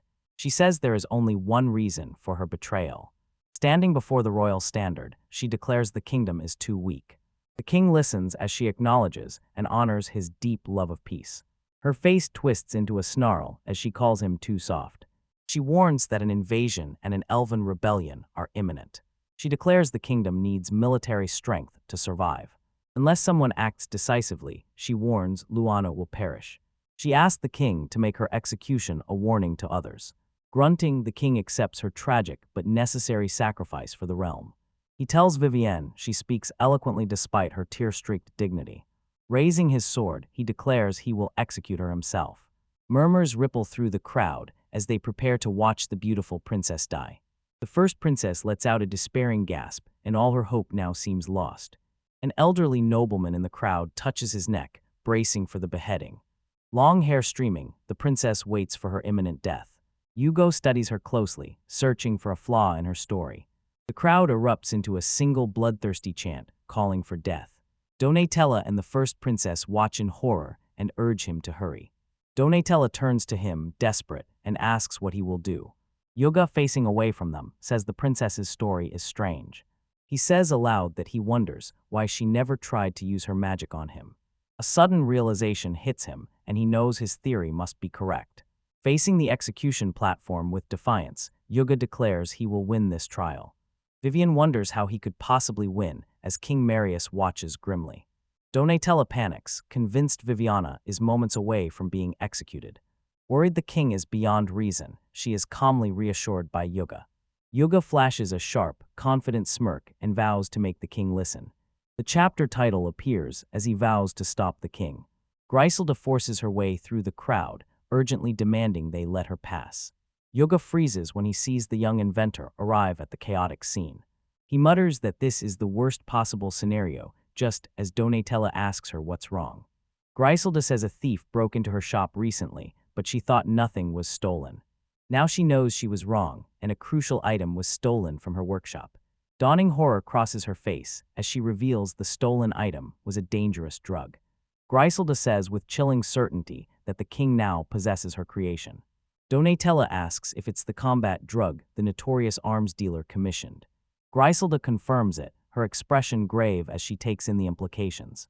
King's extreme agitation is a typical effect of her drug, she explains. Yugo asks aloud who could have done this and why, and gets no answer. With his mind clouded, the king insists the execution cannot be delayed any longer. Leaning in, Yuga calls Donatella's name to capture her full attention. He wanted to know whether she could tell if someone was a magic user if a spell were cast right now. She confirms she can, but questions why anyone would use magic so openly. The king recalls seeing the princess use magic, but could not identify her.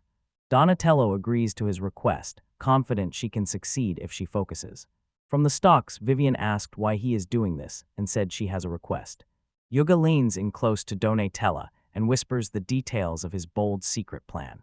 She stares, eyes wide with shock and disbelief, at the utter insanity of his idea. She frantically protests and tells him to wait because his plan is too dangerous. He lays a reassuring hand on her head and calls her his excellent assistant. Smiling warmly and with trust, he tells her he is counting on her completely. Donatella became flustered and blushed, stammering that she isn't worthy of such praise. She keeps arguing against his plan, convinced it's a suicidal gamble. She's afraid his actions will get them all killed, but he's already turned away. Yuga strides forward and commands the attention of the entire crowd. Raising his hand, he says he has one last matter to confirm as the princess's lawyer. Prosecutor Jones scoffs at the interruption and treats the lawyer's comments as a nuisance. The crowd demands blood, insisting the rebel be killed and the trial ignored. A chilling chant of "kill her" rises in unison from the bloodthirsty mob. Sweating under pressure, Yuga begs the angry crowd to just listen. The king proclaims this the will of the people and decides to move forward. Vivien, speaking calmly, asks her father to wait just a moment longer. Jones unexpectedly steps in and says they should hear the lawyer's argument. Surprised by his prosecutor's sudden interruption, the king turns. Vivien insists to her father that her guilt is obvious and there is no need for further discussion.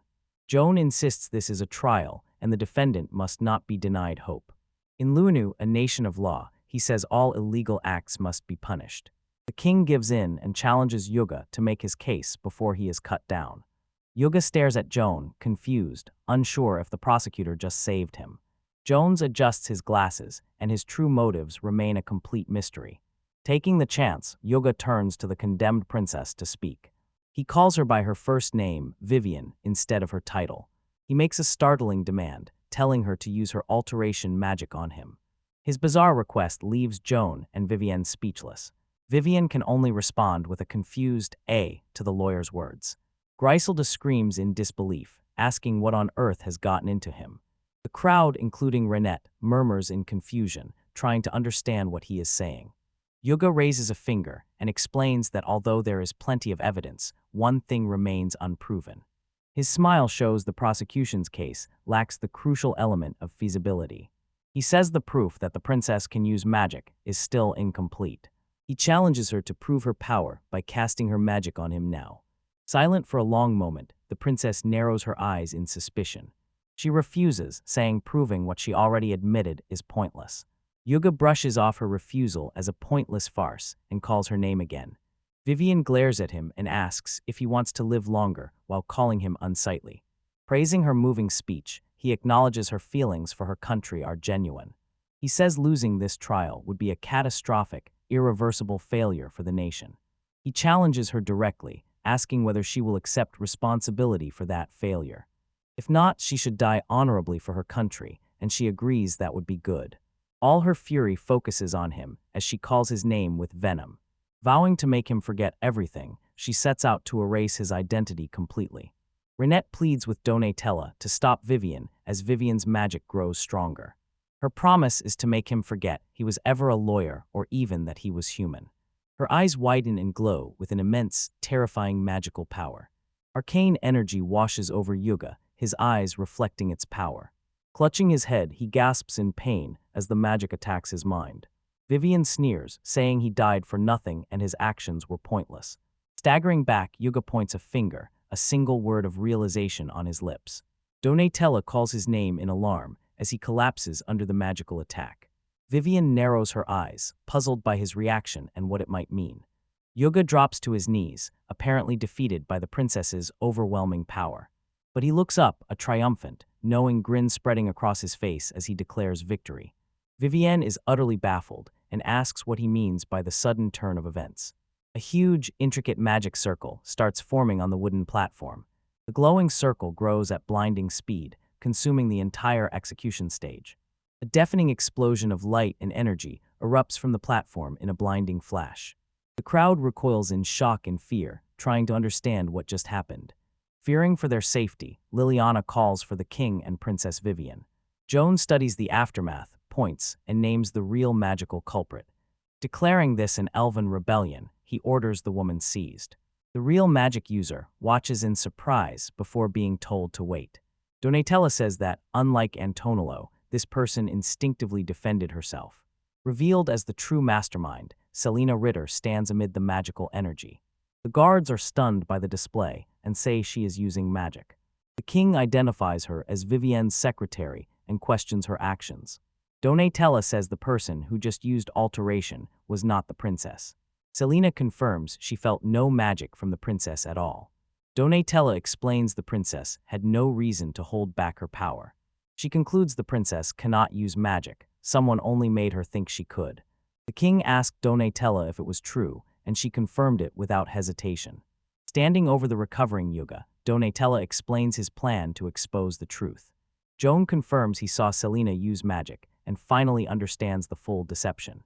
I was entrusted with this, Donatella says, her voice full of conviction. I won't let anyone frame the princess as a murderer. She's innocent. Selena Ritter watches the passionate display, her expression sharp and calculating. Trapped in the stocks, Princess Vivien looks up in complete shock. Donatella fixes an accusing stare on the princess's advisor and looks to Selena for confirmation. Prosecutor Joan demands to know whether Selena has anything to say for herself. Calmly, Selena says she will restrain him for his insolence. Putting a hand to her mouth, she cannot hide a triumphant smirk. She admits it was hard to hide my magic while I infiltrated the castle. She regrets that her grand plan to overthrow the nation almost succeeded. Bewildered, Joan demands to know why she would have planned such a rebellion. Selena's eyes flash a dangerous glint behind her glasses. Pulling her hair back, she shows a pointed ear because I am an elf. Princess Vivien and Joan stare, stunned by the revelation. A cold laugh escapes Selena as she admits her whole identity and past were made up. With a grand gesture, she prepares to explain the real reason for her betrayal. Her eyes burn with righteous fury, and she asks why revenge would be wrong. A flashback reveals the elven unrest was actually a human power struggle. She says the persecuted elves were only fighting for their rights. Snarling, she says there's nothing wrong with revenge after they crushed our people. Beads of sweat gathered on King Marius's brow as he stood utterly speechless. Selena turns her manipulative gaze toward Donatella, trying to unsettle her. Donatella freezes when Selena calls her by her full name. Selena purrs, we belong to the same race, comrades with great power. She says joining forces can revive the elven race. Flicking her wrist, she releases her magic and sends the guards flying. Her plan is to kill everyone, start a civil war, and build an elven nation. Donatello watches in horror as Selena declares her monstrous intent. Princess Vivien and Liliana watch helplessly as the magical onslaught overwhelms them. The king and prosecutor Joan can only stare as chaos engulfs the square. From the crowd, Griselda calls Donatella's name in alarm. Gritting her teeth, Donatella speaks in a defiant voice and refuses. Selena asked calmly why she would turn down such a great opportunity. She asks whether humans have tamed you. Donatella flatly denies it. She refuses because Selena's plan breaks the law. Selena scoffs, saying Sheba would oppose using force so recklessly. Donatella shouts against violence and demands a solution through law and reason. Selena sighs, her patience running out. I suppose there is no other way. Glowing arcane circles surround her as she prepares to slaughter everyone in the square. Her magic slams a guard backward. A nearby guard yells in fear, urging the panicked crowd to run for their lives. Liliana rallies her soldiers and orders the royal guard to take their positions. Yuga tells Donatella she can win, but Donatella says she has to escape. Selena smiles, enjoying the thought of a good fight after so long. Liliana takes command and leads her troops into the fray. Leaping into the fight, she moves to capture the culprit while Selena watches. Donatella stands ready with a huge, intricate necromantic seal glowing behind her. A cheerful voice cuts through the chaos. Sorry I kept you waiting. Yuga drifts in an unfamiliar void, his last memory a blur of magic. Looking up, he sees a small floating figure that calls out to God every week. It's been a while, he says, wondering what happened to the triumph. The god girl grabs him and enthusiastically praises his excellent performance. She says his great sacrifice saved Luanu from destruction. Although everyone worked together, she says many were hurt in the fight. Relieved it worked out, Yuka breathes easy, but the god girl gives him the credit. He looks puzzled and doesn't understand what she means by his contribution. Laughing, she calls him clever for choosing her by a process of elimination. Shrugging it off, he demands to know what happened to him. What has become of me? He asks. The god girl looks at him with curiosity. He insists I was struck by magic. What is my current condition? The god girl giggles and asks what nonsense he is talking about. Smiling brightly, she announces that you're dead. Realization hits Yuga, freezing his face into a silent, horrified gasp. This is the second time she's teased him with a poke. You should be used to it. Yuga's eye twitches as he imagines how shocked his friends must be. With the battle over, the kingdom celebrated its victory over a powerful enemy. Griselda noticed the usually stoic Donatella crying uncontrollably. The god girl scolds Yuga for making a woman cry, and he looks away embarrassed. Anyway, she offers to give you a reward for your hard work. Surprised by the offer, Yuga says, "You will do that for me." Smiling, she says it's just a small token of her appreciation. "I'll bring you back to life," she says with a gentle smile. She clarifies that in your own world, in Japan he stares at an image of Tokyo. She teases him, saying he must be missing Japanese food by now. He hesitates over the offer, while the god girl stays unimpressed. She demands, "What is it? Are you sure you're okay staying here?" He asked her to let him stay, and she agrees if he is sure of his decision. Blushing furiously, she accuses him of falling in love with her. She mutters fine, whatever, and turns away from him. Accepting his decision, she prepares to send him back. "From now on, I'll be counting on you," she says, waving cheerfully. In Luanu, King Marius leads a state funeral. He says Shiba Yuga gave everything for the kingdom. Joan recalls Yuga's remarkable achievements as a lawyer. He rescued countless people, including Renette, Griselda, and the young thief Marta. The king regrets that Shiba died before he could reward him. Clutching a rose, Donatella calls his death her greatest regret. The living Yuga's eyes widen as he struggles to take in the scene before him. His own body lies peacefully in an open casket. Pointing with a trembling finger, he asks what this is and whether it is his funeral. Donatella and Joan stare, stood with faces like masks of stunned disbelief. Screaming in terror, he hears Joan shout that the fiend has come back to life. Donatella rushes forward and wraps her arms around him in a tearful, joyful hug. Liliana smiles warmly as Prosecutor Joan quietly wipes a tear from his eye. Time passed after the dramatic events at the royal castle. Yuga had fully resumed his life in Luano. The resurrection only increased his fame as God's chosen lawyer. Donatella happily enjoys a meal and thanks their skilled maid, Laurentia. A worrying new presence had entered their peaceful household. Former Princess Vivien announces she has joined the staff as a maid. After her acquittal, Princess Vivien renounced her title and chose to live as a commoner. His maid, the former princess, now lectures him, much to his deep annoyance. Yuga and Donatella ride in a carriage through the capital's cobblestone streets. Donatella questions Yuga's choice to take on the controversial new defense case. Selena Ritter is their new client and the mastermind behind the recent treason plot. Behind bars, she stares back with cold, unyielding, unrepentant defiance. You could say that everyone, no matter what crime they committed, has the right to a lawyer. Donatella knows this case will be difficult because they have no information. Against the odds, he vows to defend his new client with everything he has. He explains his motivation and wants the same empathy shown to him. Known as the lawyer of the heretical law, he accepts his title and prepares for battle.